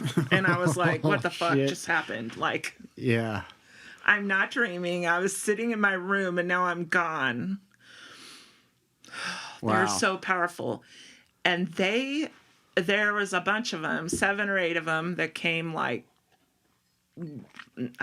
meandering. They didn't really walk or glide. They kind of meandered down the hill towards me, and they all had different personalities, and I could feel them psychically. One of them was completely disgusted by me because I was a lowly human and I was way beneath him, and they kind of shushed him away from them. And one of them was super kind and loving, and he was trying to teach me things. They were tall, blonde. They had like a thin suit on, kind of. I think it was like a protective barrier or something. Believe it or not, I don't give a fuck if anybody believes me. All of this happened. Sure. It looked like they had wings underneath their suit. And they were so bright. Like, I think they had to wear this suit so I could look at them. Yeah. And they're like the angels of old, you know, in the Old Testament. With the wings or whatever. And I knew that they could destroy me with a thought, but that they never would. They either never would or weren't allowed to or something, but I knew just by thinking about it, they could destroy me and I will never have existed at all. That's how powerful they were. But so they said that all of this is telepathic, of course. They said that basically end of times is coming, spiritual war, and this happened around 94 maybe. Wow, yeah. 95. So, but they were saying that end of times is coming and everything. And they said that I have healing power in my hands. And I looked at my hands and this bright light, like rainbow and white, pure white, brightest light you've ever seen shot out of my hands. And he like grabbed my hands and closed them. And he's like, not yet, but you will be healing people with your hands, but not yet. Wow. And then he kept trying to show me how to do stuff. And I was getting kind of irritated because every time I asked him a question, he wouldn't give me an answer. Mm-hmm. And I kept asking him what the meaning of life was, okay? Because, like, sure. You run into a being like this, you're going to say, what is the meaning of life? At least I am. That's my question of all time. Mm-hmm. Why anyone exists, why we want to know, what we want to know. So I kept asking him, and he kept being like, later. Or whatever. Later. Enough of that. Yeah. Here, stay focused on learning this shit. So finally I was like, look, I'm not going to learn anything else. I'm not going to go any further. I'm not going to do anything else unless you tell me what the meaning of life is. So he leans over and he whispers it in my ear. And as soon as I heard it, it was like the most amazing, beautiful, perfect thing I had ever heard in my entire life. And I fell down to my knees and I started crying and sobbing and sobbing and sobbing. And sure enough, the next day I couldn't remember it. I still don't remember what he said. So frustrating as fuck. But so at the time I remembered and I continued to do everything. So he's like, they come with this cube that looked like the rainbow light that had shot out of my hands or whatever. And he had it above his hands and he was levitating it and making it spin around and go up and down and spin and do all this stuff. And then he was teaching me how to move things with my mind because he said I'll need to do that too. So I was learning that for quite a long time. And I guess what I did at first is I made it spin too fast and it was going out of control. And he's like, no, and he was like stopping me and slowing me down until I finally got it. And then what else? I think it was just learning how to move things with your mind, just stuff like that. I don't remember all of it. Mm-hmm. And I hadn't even went to sleep that night, right? But because I had just been sitting on the bed, so I have no idea how or when or what time I ended up in bed. But I woke up the next morning in bed, and I was like, what is the meaning of life? And I was like, oh, God, it's gone. Mm-mm. They made it that way on purpose because it's so powerful. I don't know. I would not be able to live. You can't walk around with that info on being a human. No. Nope. It's too much. It's too much. It was overwhelming. So that was a good experience. And, all the pictures on my phone, I've seen them during the day around Phoenix and everything all the time. Like the UFOs and shit following you around? Yeah, and I moved in with my mom and stepdad, grandma, about 8 years ago or so to help take care of them physically. Mm-hmm. And when I moved in, Richard, her husband, said, about a week ago, there was a UFO. No, he didn't say that then. He had seen a UFO a week before I moved in. Mm-hmm. It was a huge one hovering over the lemon and grapefruit trees in the backyard. Yep. And when he went outside and looked at it, it started moving over the house. So he walked through the house, went out to the front yard, and it was gone. Well, he didn't tell me at the time, though, right after I moved in. Mm-hmm. So after I had lived there a long time, he came to me a few years later, and because there was a humming noise outside, right? And he said, "Do you hear that humming noise?" And I said, "Yeah." And he goes, "How often do you hear it?" "I hear it about once a week or so." And I said, "Yeah, that's about what I hear it." He said, "Well, that's from that UFO I saw." And he said it made the same noise. Mm. And I said, "What UFO?" And he goes, "I'm 90-something years old, and I've never seen a UFO in my entire life. And then about a week before you moved in, I saw a UFO hovering above the trees in the backyard. And it made that humming noise, and it comes back about once a week because I can hear it over the bedroom window at night. And I know those were the nights they were taking me." And one night, I was aware of it because I had been sleeping, and I was physically woken up by, they looked just like humans. They weren't the bright, shiny ones, and they weren't the bad ones. They look exactly like humans. They're walking among us all the time. There's plenty of them out there. Mm-hmm. All the time, pretending to be humans. You've seen tons of them. You don't even know. But They've got the eyes, though, right? The eyes, like, do weird shit sometimes. Yes, but it's... like on camera and stuff? No, well, those maybe. Those might be the reptilians, okay, which I refuse to deal with. Okay, those are the ones I'm thinking of. Yeah. The good ones, I don't really think you can tell much unless you're psychic. Mm-hmm. And then it's like, I see you and you see me, I know, kind of a thing. They're so good. They can go through portals and glitch in and out. They can do all kinds of things if you catch them doing it. Like the cat that's on your property over here.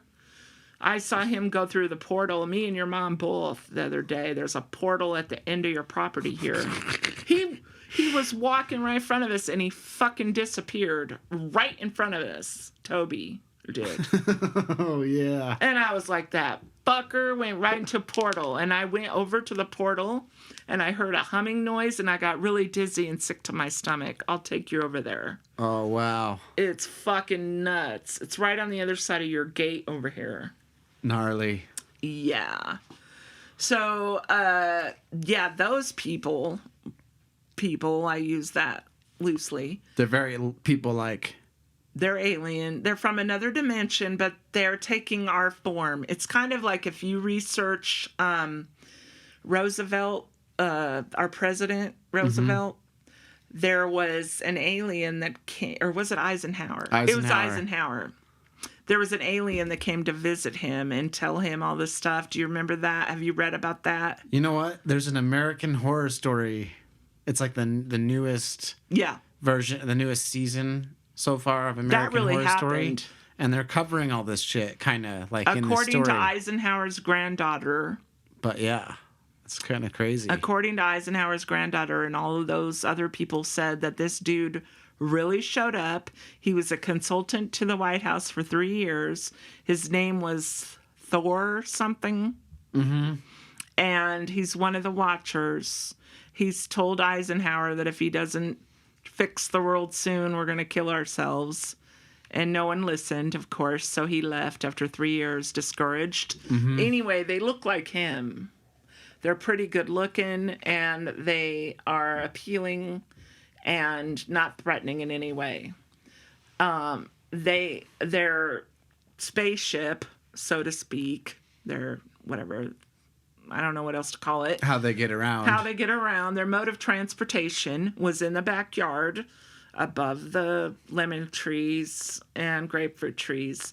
But there was a long tunnel attached to it, and they had somehow drugged everybody in the neighborhood, and they were all walking in down this tube into the UFO. They were doing something with them or to them, and then they were letting them out the other side, out of this other tube. Oh. Well, since I don't go to sleep and zone out like all of them, and I'm kind of one of them in a way, I was just watching the whole situation from the kitchen window, and I was freaking the fuck out. I was like, oh my God. But I was watching my intent and my thoughts, because they can read them and they know about them or whatever. Yeah. But I was just watching, so I have no idea what they did or anything. But that was the big one that made the humming noise. And oh, God. Does anyone remember 2020? I'm being facetious. Of course. The reason they shut everybody down and kept everybody inside, well, when I did go out, I would see these anonymous trucks all over Phoenix, right? It'd be guys in yellow, like hazmat suits kind of shit, or no, you know those vests that construction workers wear? Yeah, like they're kind of fluorescent, like yeah, and they're just generic, like just a generic construction worker yellow vest. I started seeing these generic trucks all over the neighborhood, digging trenches and putting in these wires. Now, some people said it was for 5G, but it was not. It was not 5G. The trucks had no names on them. They weren't like AT&T or anything, right? No names on the trucks, vests on the guys. And the whole time we were on lockdown in 2020, so they could dig all these trenches. And the whole entire time, my skin started crawling because I'm sensitive to electricity and things like that, right? And I told Drew, I was like, I'm coming unglued. I'm coming out of my mind. My hair would stand up on my arms, like I would have headaches, dizziness. I was like, I don't know what they're doing. And then I started taking pictures of them all, and they didn't like that. But each corner, and I was like, they're getting closer and closer to our house. Like it started at the grocery store, but everybody was on lockdown because of COVID. And all these big electrical things were everywhere. And then I would start going to the grocery store or whatever, and I'd feel like an electrical pulse or some bug shit, like or spider or something splat me in the face. And I'd wipe it off like, what the fuck was that? And this started happening all the time. And I think the one time I didn't really wipe it off, I got COVID. It was really, really weird, like an electrical zap of some kind. But I have all these theories. I mean, I'm not a conspiracy theorist. I see what I see. Yeah. I take pictures of it all. Why do you have all these trucks with no names? You know, men in just these generic jeans and vest, and inserting all these wires all over the neighborhood. Big bundles of wires, wrapped in wires, like big bundles of them. Down in the ground, and the trenches stopped 2 blocks from our house. Because I told the angels or whatever that are watching me, I was like, you better not get them near me, because I can't even tolerate them where they are. Like, and they stopped 2 blocks away from me. So I don't know what the hell that was all about. Yeah. But 2020 was weird. Did you notice anything weird besides, COVID? Just people being weird, the reaction. But nothing too standoutish. But the thing about being a conspiracy person or whatever is you're always crazy right up until you're right. Yeah, that's what they told Eric Van I forget his name, who wrote Chariots of the Gods, Eric Van Daniken or whatever. He had been a religious scholar and studied religion in school. And then the Book of Enoch didn't make sense to him. It was talking about chariots of fire, like these alien things. And that book had been left out of the Bible deliberately. There have been several books left out. And that was one of them. So he started looking into it and going to visit all of these places around the world. Yep. That was Ancient Aliens. And I guess the series Ancient Aliens is based on that. But they called him crazy, and he even said, conspiracies and all that, you're only crazy until first they say you're crazy. Then they say, well, we knew that all along. We already knew that. That's nothing new. Eventually it comes around to that point. So, I don't give a shit. I'm here to give information to people. I wasn't allowed to give. I was supposed to. This author, because my story was at MUFON last year. This author that wrote... what is that, MUFON? MUFON is the Mutual UFO Network. Okay. And it's it's international now. But if you see a UFO or have any interaction, you're supposed to call them and report it. Well, most people don't. But they have millions that have, right? Yeah. And I didn't even report mine until 20, 30 years later. After you've seen them all your life. Yeah. Because, A, you don't have time and you don't want to deal with it. Or people think you're crazy or whatever. And it's just like randomly you're caught off guard and you're like, maybe later, and then you forget. The one I did report, me and my daughter, she... was 14 or 15. We were sitting in the living room watching TV, and all of a sudden she grabs her chest and your cousin. She starts gasping and screaming and crying and like she can't breathe. And so I put her in the car and I rush her to the emergency room, and it's late at night, like 10, 11 o'clock at night. So the emergency room doctor is stumped. He's like, this is a football injury. This is when your chest wall gets slammed and your muscles detach from your chest wall. That can only happen in like football. And I said, she was sitting there watching TV. Yeah. And he goes, it can't happen. And I said, well, it did. Okay. Yeah. So, and then there was another woman and her 15-year-old daughter sitting in the lobby. The same exact thing happened to her at the same time. So anyway, he's like, it'll take care of itself. It'll heal in about a week or whatever. And so I looked at the clock and we started heading home, and it was exactly midnight. And in Tucson, the hospital was 5 minutes away from our house. You just had to go up over this overpass. So we remember things differently, my daughter and I, of course. Yeah. I remember this blinding white light. Years later, I remembered being naked on a metal table. But at the time, I didn't remember that until like 15, 20 years later.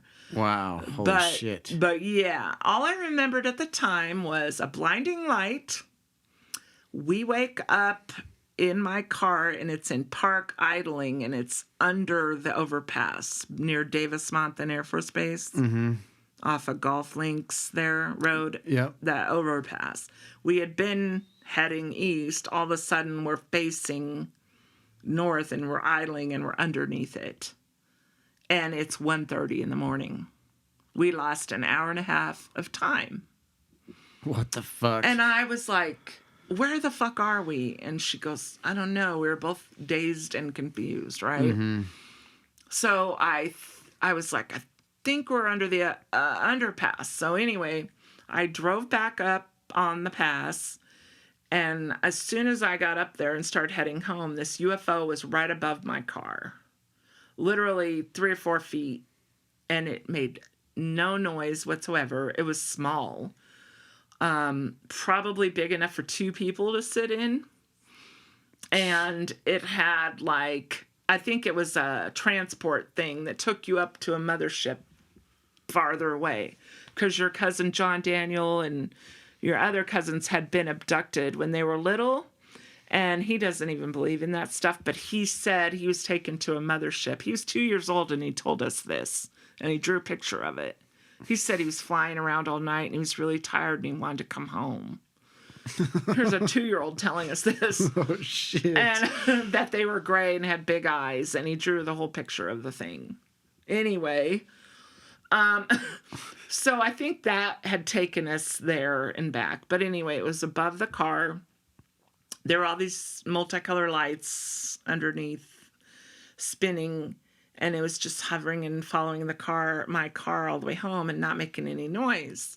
So I was fascinated with it. I had my head out the window. It was a beautiful night, like August or whatever. I was like, oh my God. And I was just enthralled with this thing. And Cammie was screaming and like, go, go, go, And so I went home, and then it was sitting above the trees behind our house.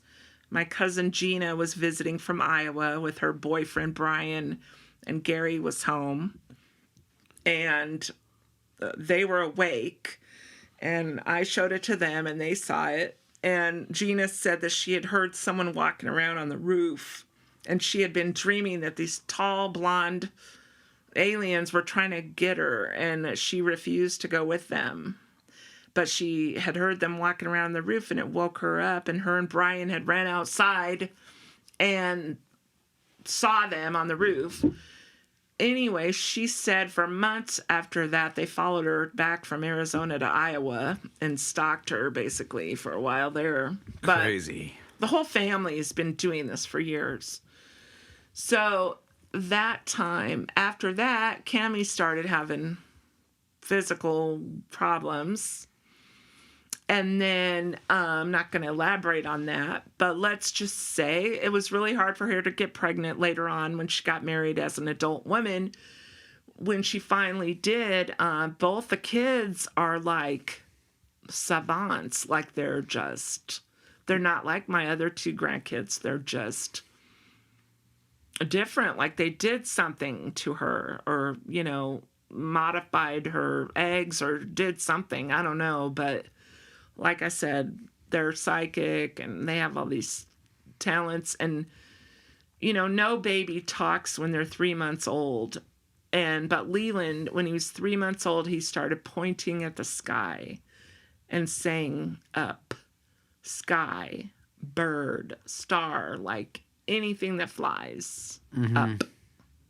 Like he 3 months old. And I'm like, oh, holy shit. Like, this kid is insanely talented. Like, I didn't know what was going on. Like, but why is he talking already? When do kids start talking?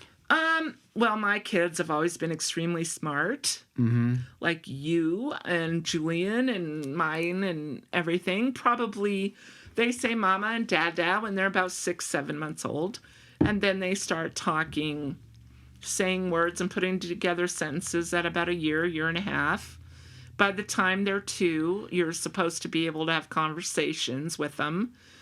Now, some kids don't. Even then, they're like 3 or 4 until they do. But 3 months is unheard of. No one does that. That's like, I don't know what to compare it to even. Like, It's just freaky.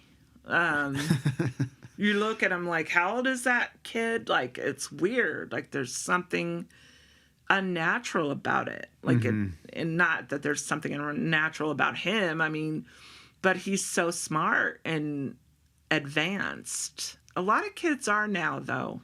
They're called star children, indigo children, or whatever. And I think they're being born for this. They're very brave souls, and they're being born for the spiritual war that is here. And they're ready to take them on. So, fucking A. Yeah. Like, and I'm going to be pretty old by then. I don't know. It's probably going to happen. They're kind of hinting to me within the next 30 years or so. But I'm going to be, I think, like the old oracle, sitting there with the wisdom and communicating with them.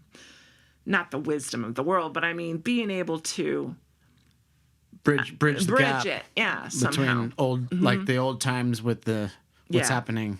Yeah, and in the dream world, fighting them off. Like, I'll still be agile in the dream world and be a warrior. I can fly and do all kinds of things. Like, Drew, when he first started dreaming with me, I picked up a lot of his tools and habits and stuff, and he picked up mine. It was like we leveled up with each other. Yep. So, like, he learned how to fly, and then I suddenly had to wear shoes all the time, which I never wore before. But you always have to wear shoes when you go in his world, in his part. So, like, different leveling up. It's very weird, but, it's hard to explain. But, and then the tarot readings, I started around the 90s, right after the first time I got abducted.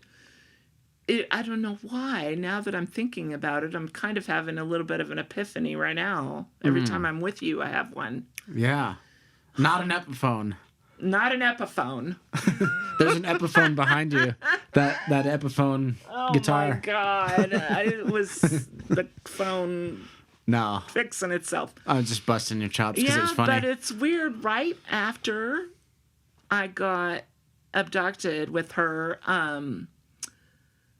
it popped in my head, get some tarot cards and start reading them.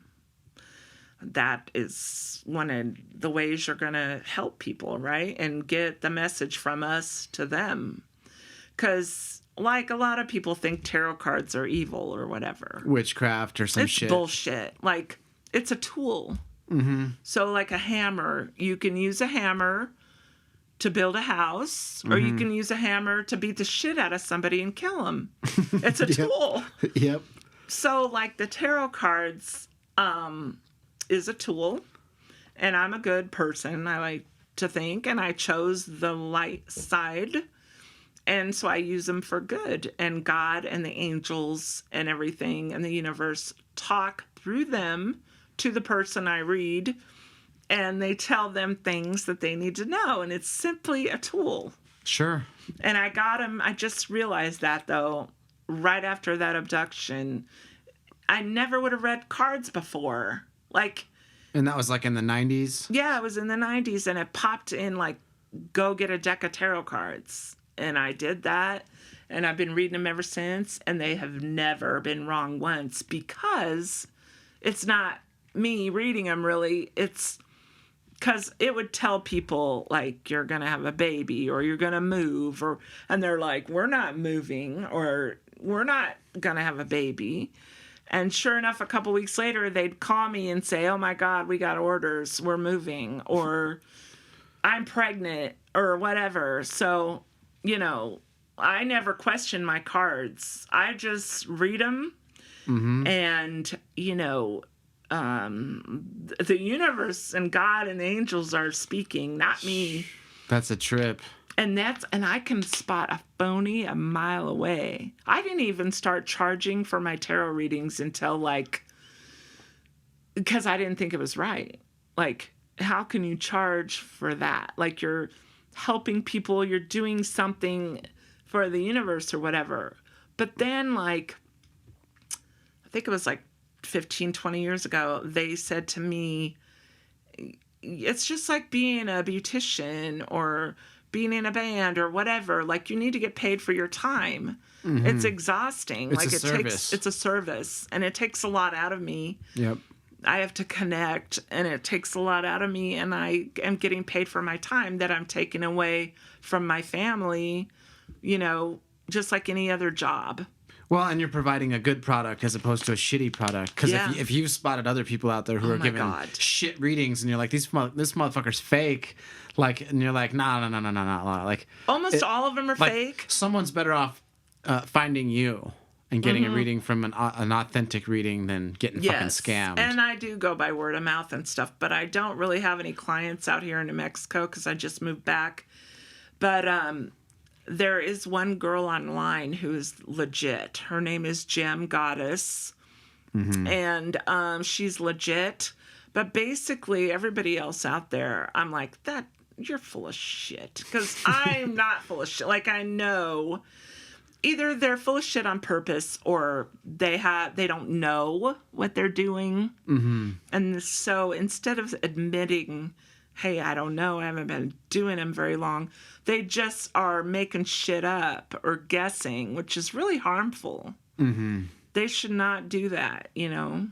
Yeah. So, you know, anyway, yeah, I picked up the tarot. I just realized after that abduction, I never really thought about why I just figured I was psychic, so it was just an evolution, but... Cammy was like, what, 14 or something? 14 or 15, yeah. So this was, what, 25 years ago? No, yeah. Give or take? Yeah. Yeah. I thought I'd been reading them 30, 35 years. I don't know. Whatever 1995 was. Yeah, 27 years ago. No. 95? Oh, okay. Well, because I always do the math. New math. You're born in 90. I was born in 90. Yeah. Yeah. So I just take like 5 years off my life, which would be 26. Don't ever take 5 years off your life, babe. Yeah.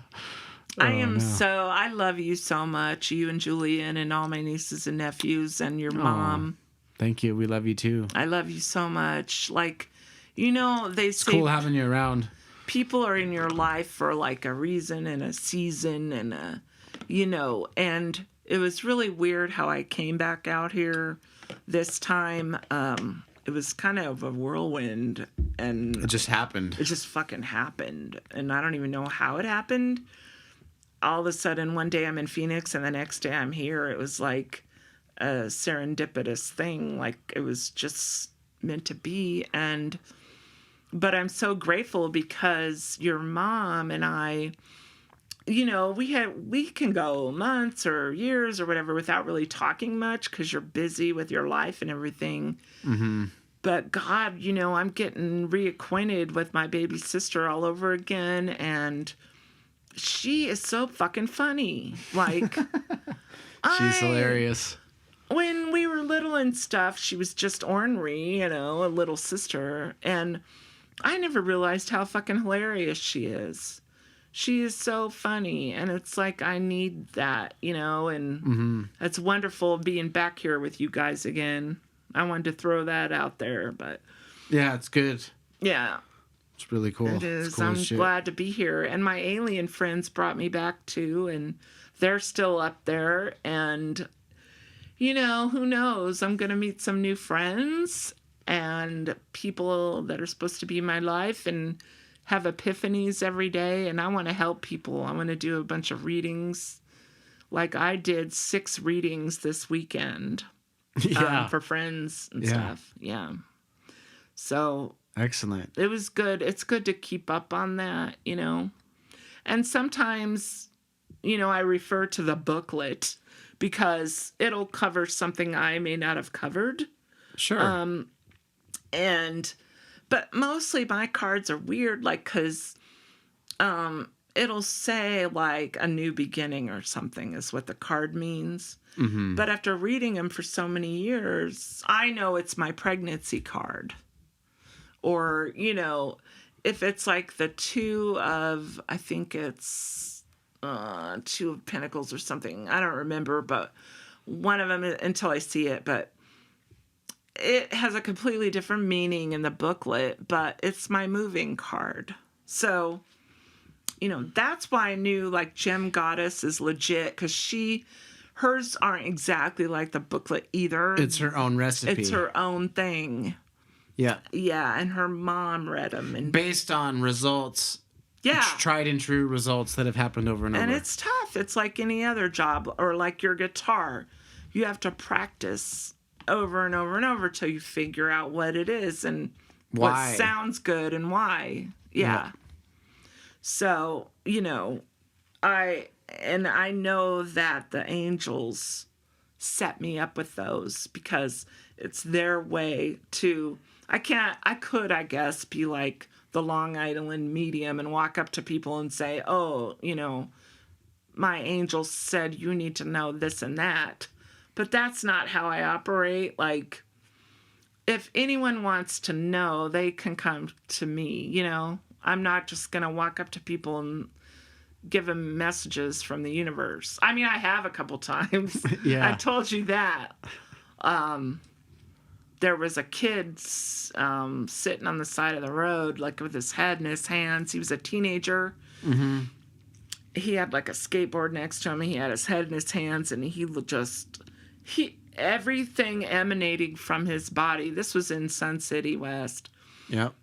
Everything emanating from his body was like depression and like he was going to kill himself that minute. Like, it was bad. And I drove down the road right past him. And when I looked over at him, like, I felt that emanating from all of him. it at once. And I was like, oh, fuck, this cannot happen. So I slammed on the brakes, did a U-turn, went back, drove up to the kid, and I was like, hey, God wants you to know that he loves you so much. Like, don't give up. Don't give in. God loves you so much, and he wanted me to tell you that. You just yelling to him out the window of your car? Yes. On the curb? And I was like, he wants you to know that, and he wanted me to tell you that. Just don't give up. Just hang in there. And he looked at me like, how did you fucking know it must really be God? Like, and it was, and on those occasions, I will do that. But mostly, and it was a combination of the spirit moving me, but also a combination of what happened to Grandpa, my dad in the 60s when there was segregation and blacks against whites, and it was really bad. And Grandpa was just a white man in the 60s. His life wasn't as bad as a black man in the 60s. And he was going through a terrible time. Grandpa was bipolar and didn't have any medication or anything. And so he was just suicidal and going through a horrible time. And he was walking up the steps into this store, and this old black man, super old, God, I mean, he could have been a slave, or his dad was a slave or something. Like, he was like old in the 60s. So, like, he said to Grandpa, son, it's going to be okay. It's all going to be okay. And for a black man to say that to Grandpa in the 60s, Grandpa said, like, the Spirit of God took him over and he knew it was going to be okay. And that stuck with him his whole life. Like, Grandpa told me that story, like, years, decades later. It was still with him. Oh, yeah. Never forget that. So people don't realize what one word can mean to somebody. Love is free. Yeah. Love is free. Pass it on. You could just help somebody. Yeah. Why not? Even without a promise of any result or whatever. Like, it might not help them, but like, what do I have to lose? Yeah. Who cares? What do I have to lose by telling them? Like, you know what, man? Like, you're all right, brother. Yeah. Like, you're pretty fucking cool, and I don't care what anyone else thinks. Because you're cool to me.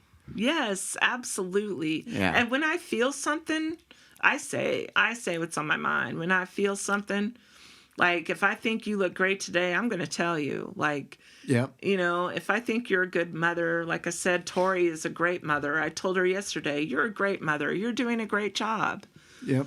Because I felt it, I saw it, and it don't cost me shit to say it. Yeah. Like, I feel that. I do that all the time, too. I try to. That's awesome. And I wish more people would do it. I could do it more. Yeah, I probably should do it more. I could do it more, too. But, like, you know how Grandpa always gave to the homeless, and, like, he's like, oh, we're all one paycheck away from being on the road, and he always gave, like, the shirt off his back or anything he had. Mm-hmm. So, you know, whenever I see somebody, now there's a lot of homeless people in Tucson and Phoenix, and I don't feel the urge to help them all the time. And no, you don't have they the probably means. don't need it, and I don't have the means or whatever. But when I do, like, I would have, like, blankets in my trunk or whatever that I got at a thrift store or something. I would buy them and put them in the trunk. And it would be freaking cold. Like, Yeah. and there was, like, a homeless guy sleeping in front of Safeway on the ground, on the cement. And it was freaking cold. And I went over to him and I handed him a blanket out of the trunk.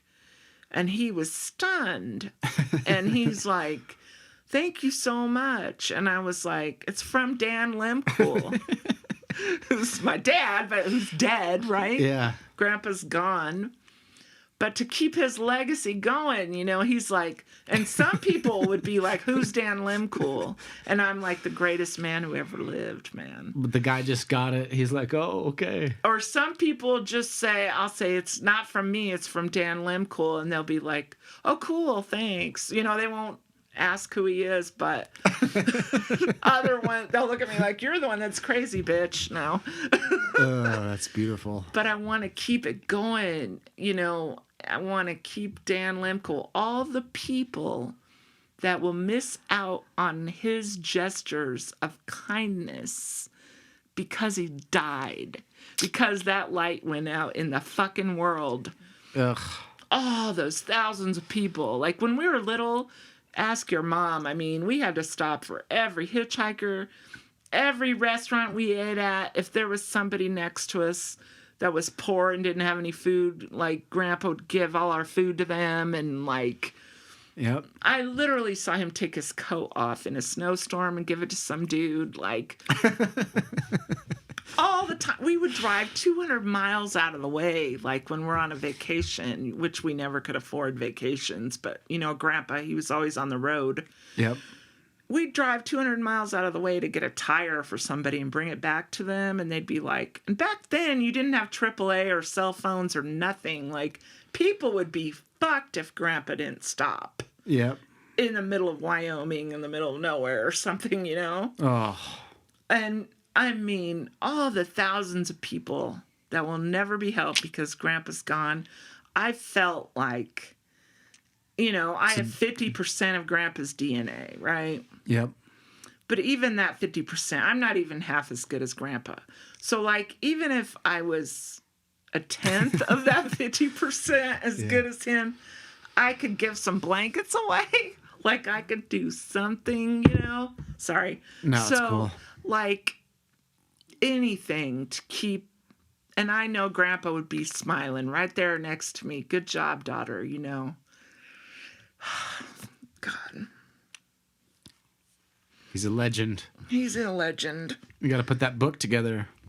Yeah, you know, he didn't have a single enemy. Like, everybody from thugs to gangsters to fucking priests loved Grandpa. Yep. He was the ultimate, as you know, the ultimate wonderful. I called him a bodhisattva because a bodhisattva is someone who's no longer born and reincarnated for themselves. They're just born to serve others. And Grandpa was a bodhisattva, for sure. And he got robbed, man. When he got that brain tumor, what a fucking ripoff, man. Yeah. And when he died in my arms, I want people to know also that the spirit is real and the other world is real, because when he was in hospice and he died in front of me, there was no one else in the room. Everybody took off running. So people handled death different ways, and they all freaked out and didn't know what to do, so they all started running. Yep. And I laid my head on his chest, and I listened, because you could see him dying. And I heard his heart go ba-boom, ba-boom, ba. That was it. And I was waiting for that beat. And it never fucking came, right? So I fell on the floor on my knees, as I have done 1,000 times in my fucking life. In every story, I fall on my knees. And I started screaming and crying. And I was probably, his body was where you are. And I was over here. And he was laying down and I was on the floor. And I felt him come around me and hug me and pat me like, I'm here. I'm still here. I'm not going anywhere, you know. And the spirit is real, people. The spirit is real. Oh, that's heavy. And a little girl said to me once, when people die, they're still there. They're just invisible now. That's all. That's the only difference. So I'm sorry. I'm trying not to make you cry, but No, it's good. People need to know that people aren't gone. They're just invisible. Yeah. A little tiny kid said that the best, you know?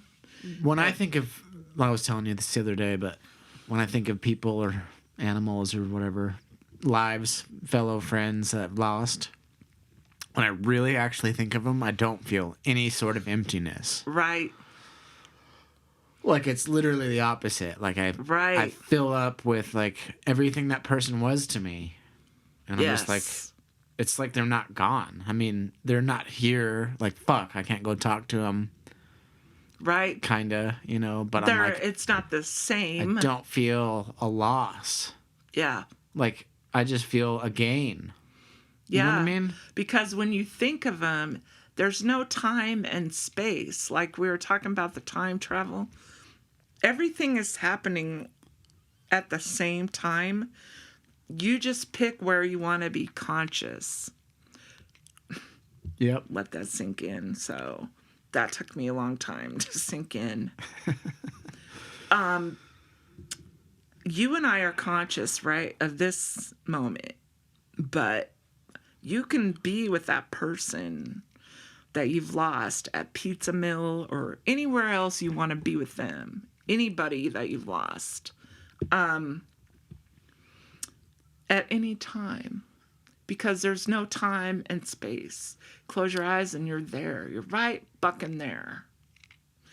and you know, I kind of fucked up because I know this because I see spirits. But when Grandpa died, right before he died, well, his brain tumor was diagnosed in May and he died June 27th, right? Yep. So it was really quick. So as soon as his glioblastoma was discovered, about a week later, he lost his voice. He couldn't speak at all. But so the whole entire almost 2 months, all of May and June, he didn't speak. But a few days before he died, all of a sudden I was sitting in the dark in his room at hospice because I never left. I would shower there and everything. Yep. So I was sitting in the room and he goes, "Daughter." And I was like fucking stunned because... You hadn't heard him talk in weeks. No. And he goes, "I got to tell you something before I die." He said, "I'm going to be reincarnated as your grandson." And I said, "Gary's son?" He goes, No, Cammie's. But see, she's already pregnant. But see, the spirit doesn't enter the body until birth. So that's a whole other thing about abortion and everything. But the body has its own movement, kind of like a zombie. It can survive on its own without a spirit kicking and moving around. But the spirit enters at birth because I have seen it many, many times.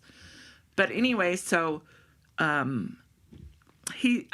said, "She's pregnant." He said, "Yep, I'm going to be born to her. And the way you will know is everything will add up to 9s, which is our number."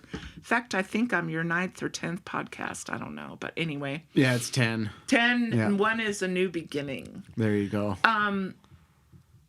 So he said, he described how he was going to be born cesarean. Everything was going to add up to 9.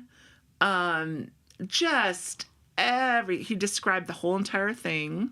He started talking to me about life. Here I am taking notes in the dark like a mad woman, writing down I have it over there in a box. Uh-huh. Every word he said. I'm like writing down the meaning of life and everything. Like everything he said it was, like any last words he had to me. I'm writing it all down. So anyway, after like a couple hours, he shut down, never spoke again, died a couple days later. You know, me and your mom and the hospice nurse saw the angels come in his room the night before he died. Angels are real. And so, anyway, Well, because even the hospice nurse told you about the angels. Yeah, because the night before he died, me and your mom were sleeping in the room on chairs or whatever. And one of us woke the other one up because we saw these sparkly things all over the room, and they looked like fireflies. Mm-hmm. And your mom is like, "What is that?" And I was like, "I don't know what that is." And it looked exactly like fireflies all over the room, like hundreds and hundreds of them. And just then the hospice nurse walked in, and she's like, "Oh, the angels are here." And we're like, "What do you mean?" And she said, "You could see the light off the tips of their wings." She goes, "I have bad news, honeys. Whenever the angels come, they're going to take him within 24 hours. And sure enough, he died the next day at noon. But I said, "Do they come for everybody?" And she said, "No.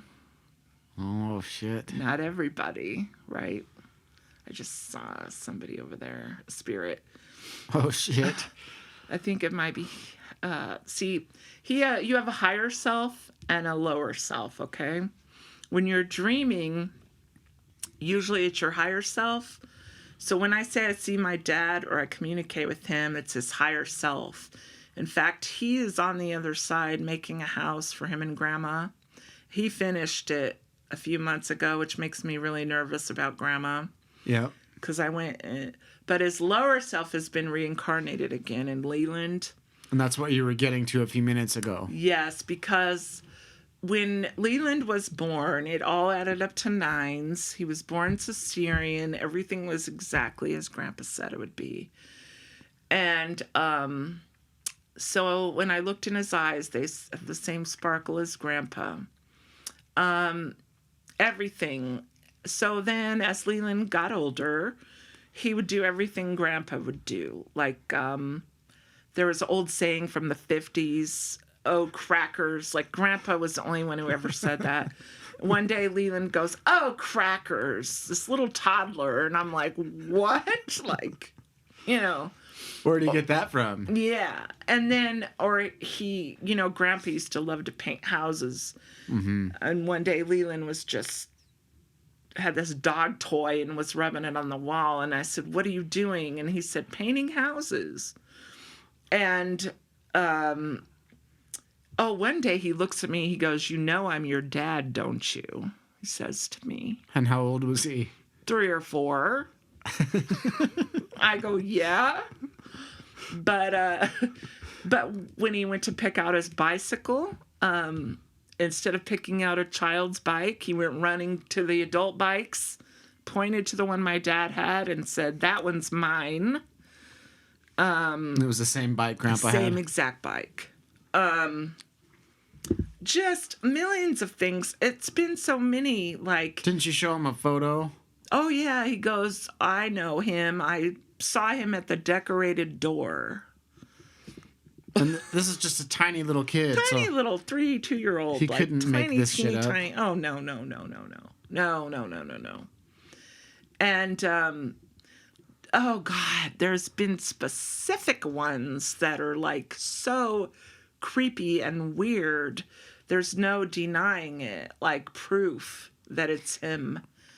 And I can't think of them all offhand because I'm so, like, brain all over the place tonight. Yeah. But there's specific ones that are just like Cammie would call me and it would blow my mind. I'm just like, are you kidding me? Like he said that or did that or all the time. And, you know, and it's not just the spirit of people, animals too. Do you remember Buddy? Yeah. My dog Buddy, right? Oh, yeah. Well, for several years, me and Carolyn were roommates when we worked at Tucson Lifestyle Magazine. And Buddy and her dog Jake were pals, you know. They hung out. They did Jakers Quakers. Jakers Quakers. They did this special dance where they'd go in a figure 8 around the yard, around the 2 trees like this. Uh-huh. They only did it with each other. Nobody else, right?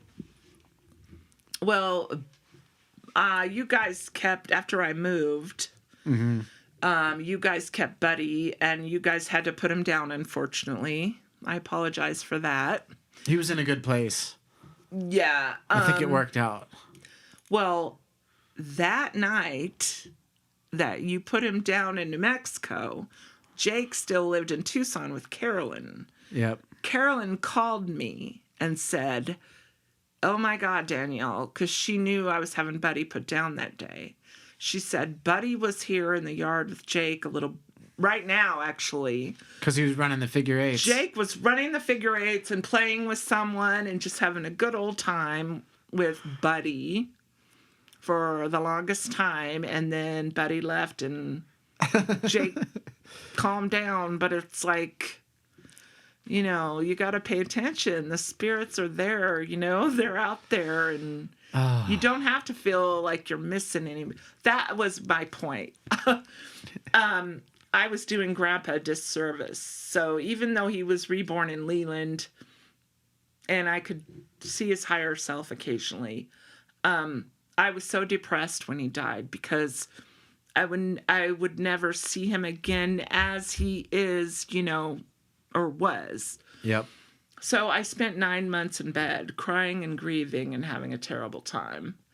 And then I was like, what the fuck am I doing? I'm doing a terrible disservice to Grandpa. Like, he would feel so bad that I was miserable because of his death. Like, that would be the worst thing I could do to him. And that's awful, and I got to snap out of it, and I got to stop doing that. Yep. You know? And then I started living again, got out of bed. My job held my job for like 5 or 6 months, as long as they could, while I was grieving, but they couldn't hold it anymore, and I really didn't give a shit. So I don't like conventional work anyway, you know? No. It's all bullshit. So, you know, to honor people that have passed away, yeah, you do have to grieve, but they want you to be happy. Like, they don't want to be the source of your crying and your misery. That sucks. No. You know? So. That's a good message. The legacy of Dan Lehmkuhl. Mm-hmm. My last name's Chasm, but my DNA is Lehmkuhl. That's right. You're all Lehmkuhl. I've always known that, too. Oh, hell yeah. You have that Lehmkuhl attitude. Like, you know, like, fuck the man, basically. Like, you know what I mean? Like, unique and just do things your way and just, like, hell with it. Yep. And, you know, you're emotional like me. And so was Grandpa. He cried at the drop of a hat, you know? Yeah. And, but I mean, c'est la vie. Wouldn't have it any other way. No. Fuck it. Mm-mm. You can pretend to be something you're not, but.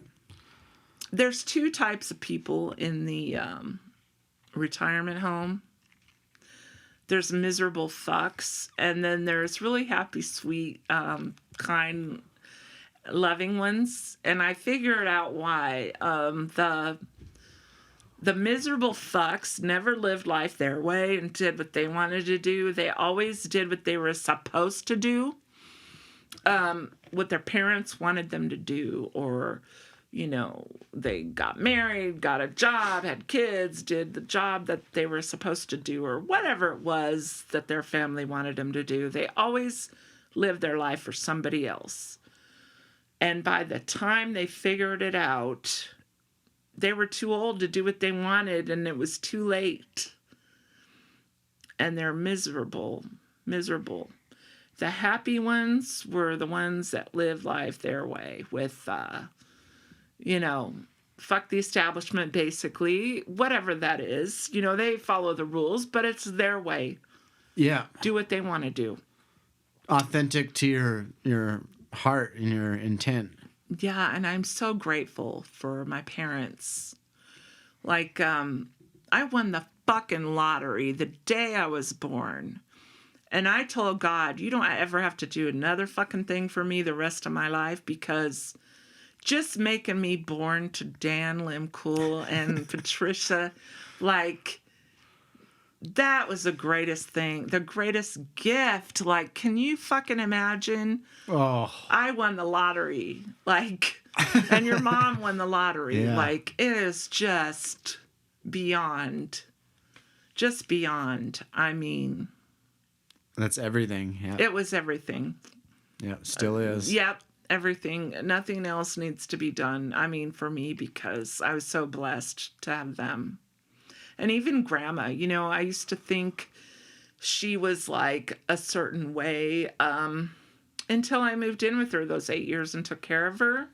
Her and I got really tight, really close, and wow, she's funny too, funnier than hell. And I really saw in her what Grandpa loved about her. She used to drive me fucking crazy, right? Like, I'd be like, oh my God. But then one day I looked at her and I was like, now, if the greatest man in the world loved her, what was it that he saw? what was it, right? Yeah. So I started looking and I found it. And she's a fucking amazing person. Oh, yeah. Blow my mind. Like, I am so grateful for the last few years I've had with her. I've been so lucky. Yep. And now I get some years with you guys again, Yep. It's awesome. It was awesome. And you're always where you're supposed to be, My friend on the last podcast just said that. Really? I didn't have time to watch that. It just went up today, yeah. He was okay. like, basically, like, you're always kind of where you're supposed to be. Absolutely. Yeah. Because it's your matrix. It's your world. You can't be anywhere else. Yep. Anywhere else at all. And I realized this is the 11th podcast, actually, because there was one that happened that never went public. Are you kidding me? Because it was one of my old friends, and we went over a bunch of stuff, but we didn't go over his 11. kind of like his story. Mm-hmm. And I thought, like, I was like, man, we kind of need to redo it, and like, I don't 11 know. Is it's the hidden 11, 11, but it's the technical 10. But either way, it's all ones. Wow, there's a lot about numerology too. What is it when you realize all is one and one is all? Oh yeah, in Stairway to Heaven. Yeah. When I had the epiphany, all is one. When you finally hear it, it says, which I did finally hear it. Yeah. And all is one and one is all. Yeah. And when he said earlier in the song, anybody remember laughter? Yeah. Wow. The whole thing was just like, holy shit. And it's powerful. You know how I had a shift October 1st? Yep. Because I was supposed to go pick up somebody. Mm-hmm. And it didn't work out the way that I had planned. And something in me shifted, right? Mm-hmm. And this whole time, like, I shifted into a different person. And this whole time, I was trying to find the person I was before.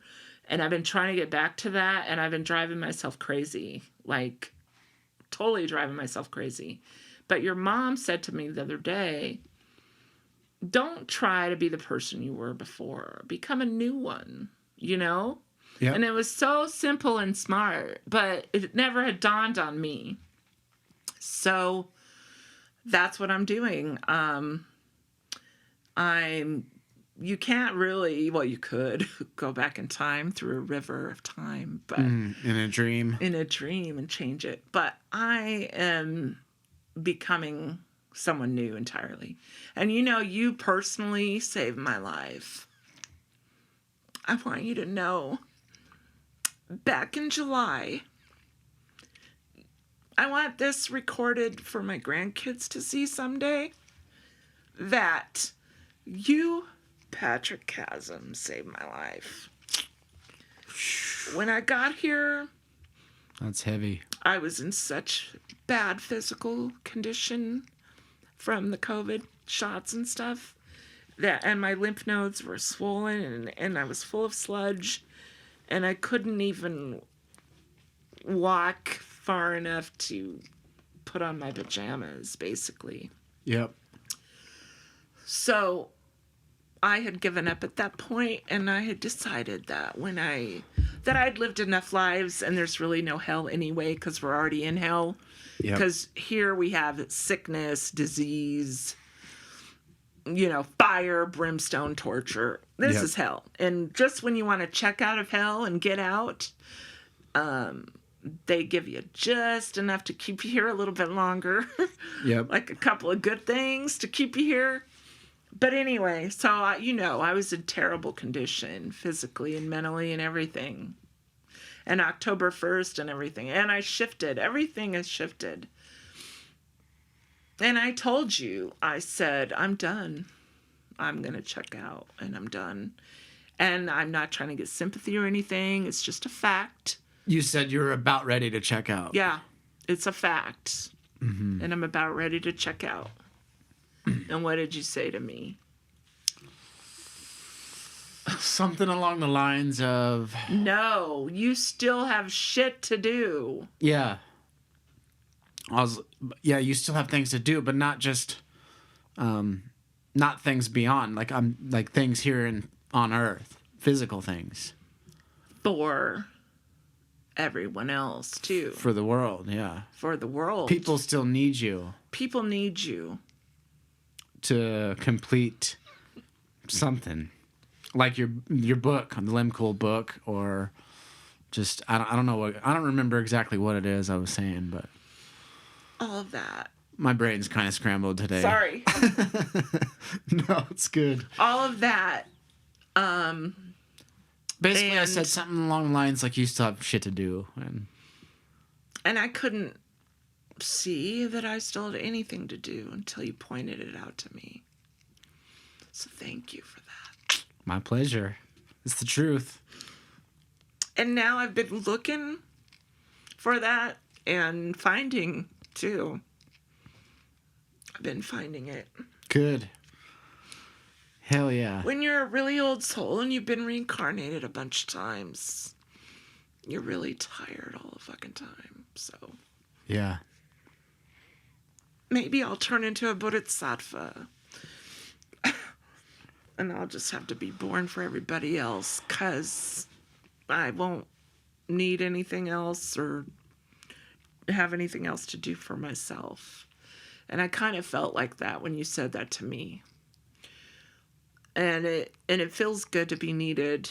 And like we were talking about kindness earlier and saying things to people, and it doesn't even cost you anything, but you can just change the world, because by you doing that for me, I can help.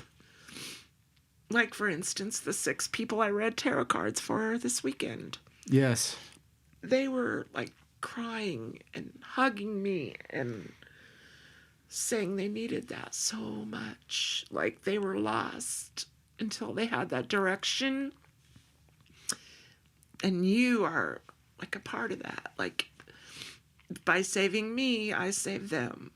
Kind of like, the movie, It's a Wonderful Life. Yep. And we're all connected. We're all totally connected. I realized that you can, make shit happen. Mm-hmm. Just by doing stuff. Just by, deciding, I'm going to do something. All the shit that I've done. Some You've people... done so much. People probably look at me sometimes and maybe think one thing or another. And there's all that, what do they think of me? What do I think of me? What do they actually think of me? What do I think they think of me? What do I think of myself? You could spin in circles. I'm not going to waste my I get what you're saying. I'm not going to waste my time worrying about what any of that would mean. All I know is that you can do things without... You've done so fucking much, too. Without even... All you have to do is just decide you're going to do something and then, like, just start taking the steps right here, right now. If all you have right now is... You get that from your mother, too. One basic tool. Okay, it's like the vacuum concept, like how you were talking about a TV. Like Grandpa was talking about a TV, right? Or you have to make... If you want a new life or a new TV, you have to get rid of the old one first and make room on the shelf. Or the new one isn't going to come in. Right? Exactly. It's the same with a boyfriend or anything else. If you want a new one, you got to get rid of the old one first to make room on the shelf. Yep. And I call it like you create a vacuum for the things that you want. Mm-hmm. So like this room, for instance, I knew I wanted to do a music studio. It's great. So it's like everything is out of this room. That anything that's not a part of the studio won't be in this room. Right. And it'll slowly fall together. And exactly. You created room on the shelf. It's not like I had a bunch of fucking money or anything. It's just, it was like, oh, I'm going to build some acoustic panels with some rock wool and some fucking 1x4s. And it was a decision. A staple gun and some glue and shit. And then, like treat the walls and then, whatever. Like. It was a decision. It was a decision. Like quitting smoking. It all falls together. It's a decision. When I quit smoking after 30 years, it's a decision to quit. That was all. Like any other decision, once I decided, I was done. That's it. That's it. Mm-hmm. All you have to do is decide. But you're rubbing off on me, though, and your mom, because your mom is the same way. And I told her today she should be a life coach. And because my daughter's a life coach. Yeah. But, it's like... You're rubbing off on me because I'm just starting to do shit now. Like, since I've been here, because I've been stagnating for 8 years. You can't, not mentally and emotionally and spiritually, but like physically, I had to take care of Grandma and Richard. Mm-hmm. So I couldn't go anywhere or do much, I had a little bit of a personal life, but not much. So... I really hadn't done anything other than mental. So you're rubbing off on me, you and your mom, since I've been here. You are making shit happen, getting shit done, and I've just started doing that, I think that's another thing that I told you was, I was all, for the last while you haven't been living for yourself. Which seems like a selfish thing to do, but it's not, because what you're going to do with yourself is not selfish. Right. If that makes any sense. Yes. So. And you have to. I told you something like you have the right to live for you. Yes. And not just. And you don't feel like it after a while when you're a caretaker or whatever. Responder. Yeah. You don't feel like it. First responder. Yeah, exactly. And I always had that first responder angst. Stressed. Yeah, that stress. I was like, because they would fall down all the time or something. Anything could happen at any time. And it's a relief. I feel bad that my daughter has been dealing with a lot of it right now. But in a way, it's a relief that, they're always on my mind, but it is a relief because I really don't think I could have taken much more of it. In the condition I was in physically with COVID and everything either. I couldn't have done it. What good are you to anyone when you can't take care of yourself? You can't Even with the part-time nurse there we had during the day, Liz, I still was like, oh my God, it was constant. Couldn't do it. Mm-mm. Do you want a tarot reading? Or do you have time? I definitely want to do that. We don't have time, do we? What time is it? I don't want to push the... Yeah, look, then let's not do one. I want to do one soon. Let's do one soon. Mm-hmm. Absolutely. Not on this one, only because I've had the thing be like, audio engine is doesn't have any recording time. I don't know. I just don't want to have any errors. I don't want to have any errors with it since we've been going so long. Yeah, you don't want to mess with it. I don't want to screw it up. How long have we been going? We're at 2:40. Oh, holy fuck. We need to wrap it up. 40, so we'll wrap it up. So... But we'll do a tarot reading. We can even just do a short podcast that's just tarot Okay, reading. perfect. That's just that, and I can upload that. Maybe I could just talk about the tarot and where they can find me, and that's it. Yep. I love you so much. I love you too. Thanks for doing this. You're welcome. What Absolutely. What do you want to do next? Anything? On the... Just in general, like for you. Like what? For me? Yep. Well, let me tell you. I've been on disability a while because I've been in pain, and they've helped me with medication and shots and different things. Well, because of the way the government and everything is, I'm not getting any relief from my pain or anything. So I think I'm going to change what's going on with me. I'm going to physically put myself in a different place. Hopefully get more customers with the tarot readings and all of that. More clients with that. More friends. And a part-time job or something, you know. I want to meet people. I want to get out there and work when I can. I want to help tons more people. I want to have more contact with my angels. I want to write the books. I was supposed to write a book last year. There's a guy I keep seeing that says Shadows Fall. Yeah, one of my favorite bands. Well, there's like a book series similar to that, like Shadows something, which reminded me of him. But there's this writer, he writes, like, for instance, the Twilight series. He's famous for writing this series of fantasy, like UFO alien fairies and all this weird, crazy stuff. He's got like 7 or 8 books. Anyway, I was working with him last year. He was going to write books with me on my encounters. And we were working on it together. And when I started telling him some of the things I know that I've learned from the aliens, like, for instance, all the cow mutilations and stuff are for, they're only for nutrition.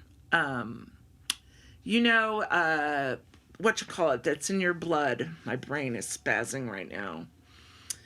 You know the stuff that's in your blood that you go donate? Plasma. Plasma. Yeah. Okay. There's aliens that want the plasma from the animals for medical purposes and nutrition and other reasons. So a lot of the cattle mutilations and stuff like that is for the plasma. And then the small animal mutilations are for emergency purposes, right? Well, when I started... See, I know a lot of information from the aliens. I have all of this knowledge. And I want to write books. And I want to help people and get it out there and answer their questions and stuff like that. Well, when I started talking to him about some of this, he wanted to go in a more fantasy direction or something. Yeah. And it didn't work out for me or him. Yeah. So that's also when they were telling me, now's not the time, Danielle. You know, you're going to write your own book. Write your own. Write your own and do it my way. So your mom and I need to write the book about Grandpa and his legacy. And 1,000 years from now, it'll be the new Bible. That's right. And what would Grandpa do? That's right. What would Grandpa do? Because he's the greatest ever. I always ask myself that, and I'm like, yeah, you know, that's the right move. Yes. We were so blessed. We still are. But you have his DNA in you, and you're a good man, so don't ever doubt that. Thanks. He would be so proud of you. And he is. You and Julian and all of you guys, so proud of you. And anyway, so I'm going to write some books, get out there, meet more people. Keep coming to some 7 Stone shows. Yes. Oh, my God, yes. I love live music. There's nothing like it. Yeah. Nothing in the world like it. It heals the soul and takes you to another dimension.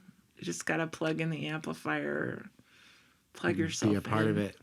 We can do the Lehmkuhl bags, too. The backpack idea I had with the stuff. Absolutely. Great idea. We'll talk more about that another time. And for the homeless, and hand them to them with socks and stuff in them. Yep. Beanies Perfect. and gloves and Perfect. non-perishable foods and bottled water and basic, stuff.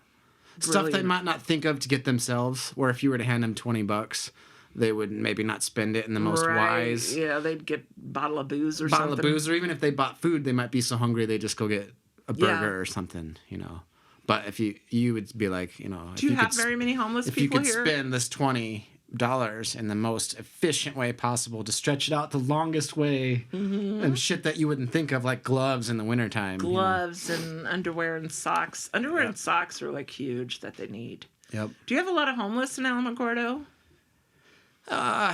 We could go to I wouldn't say a lot, but they're consistent. There would be enough to... I tried to give a homeless guy here a blanket the other day, and he ran from me. Yeah. I said, dude, all I want to do is give you a blanket. No, a coat. A coat, yeah. He didn't have a coat on. You know how freezing it's been here? Yep. He had like some thin little shirt on or something. I was like, will you take this coat, please? And he ran. And I was like, please take this coat. It's cold out. And he didn't want it. It's all good. Yeah. It's not for everyone. No, it's not. But I wondered, he's the only one I've seen, really. Yeah, there's a few here and there. Mm-hmm. Yeah, I just want to put a few of those bags together and then just like you said, just hand it to him and be like, this keep is it from in the Dan car. Lehmkuhl. Yes. Just keep it in the car, and that way whenever you see somebody, there you go. Yes, that's Lehm as in mother, Kuhl, Lehmkuhl. Yep. Greatest man ever lived. Do you want to tell anybody anything on the way out? I do tarot readings. If anybody wants them, I'm doing a discount right now for the beginning of the year to build up my clientele. I do have to charge for them now. But you can find me on, message me on Danielle Lehmkuhl Sorenson on Facebook. It's Lehmkuhl. Sorenson is Sorenson. We'll put the links to. And my Instagram, I think, is Levitating Mind with Danielle. But yeah, we'll put the links up, and then I would like to build up my clientele and meet more friends and go out and listen to live music with some people. And because I haven't lived in Alamogordo since 2012, and then so I want to do that and start a new life here and start living again for once. And I'm getting rid of the sludge in my legs from the slowly and surely, so I'm starting to feel better. If anybody has any ideas on health things, lymphatic health or anything, that'd be great. General health. Yep. Yeah. But that's about it. Other than being insane, I'm totally normal. Just like me. Just like you. But yeah, that's it. So I appreciate you, Pat. It's been so great, and I love you so much. And I love you too. Thanks for doing this. I'm so blessed to have you as my nephew. So lucky. Blessed. And we'll always have this video. My beautiful auntie. Oh, thank you.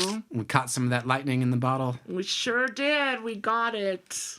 Give love, because love is free. That's right. I love you, Pat. Love you too. Love you guys, everybody out there. Love is free. Pass it on. Pass it on.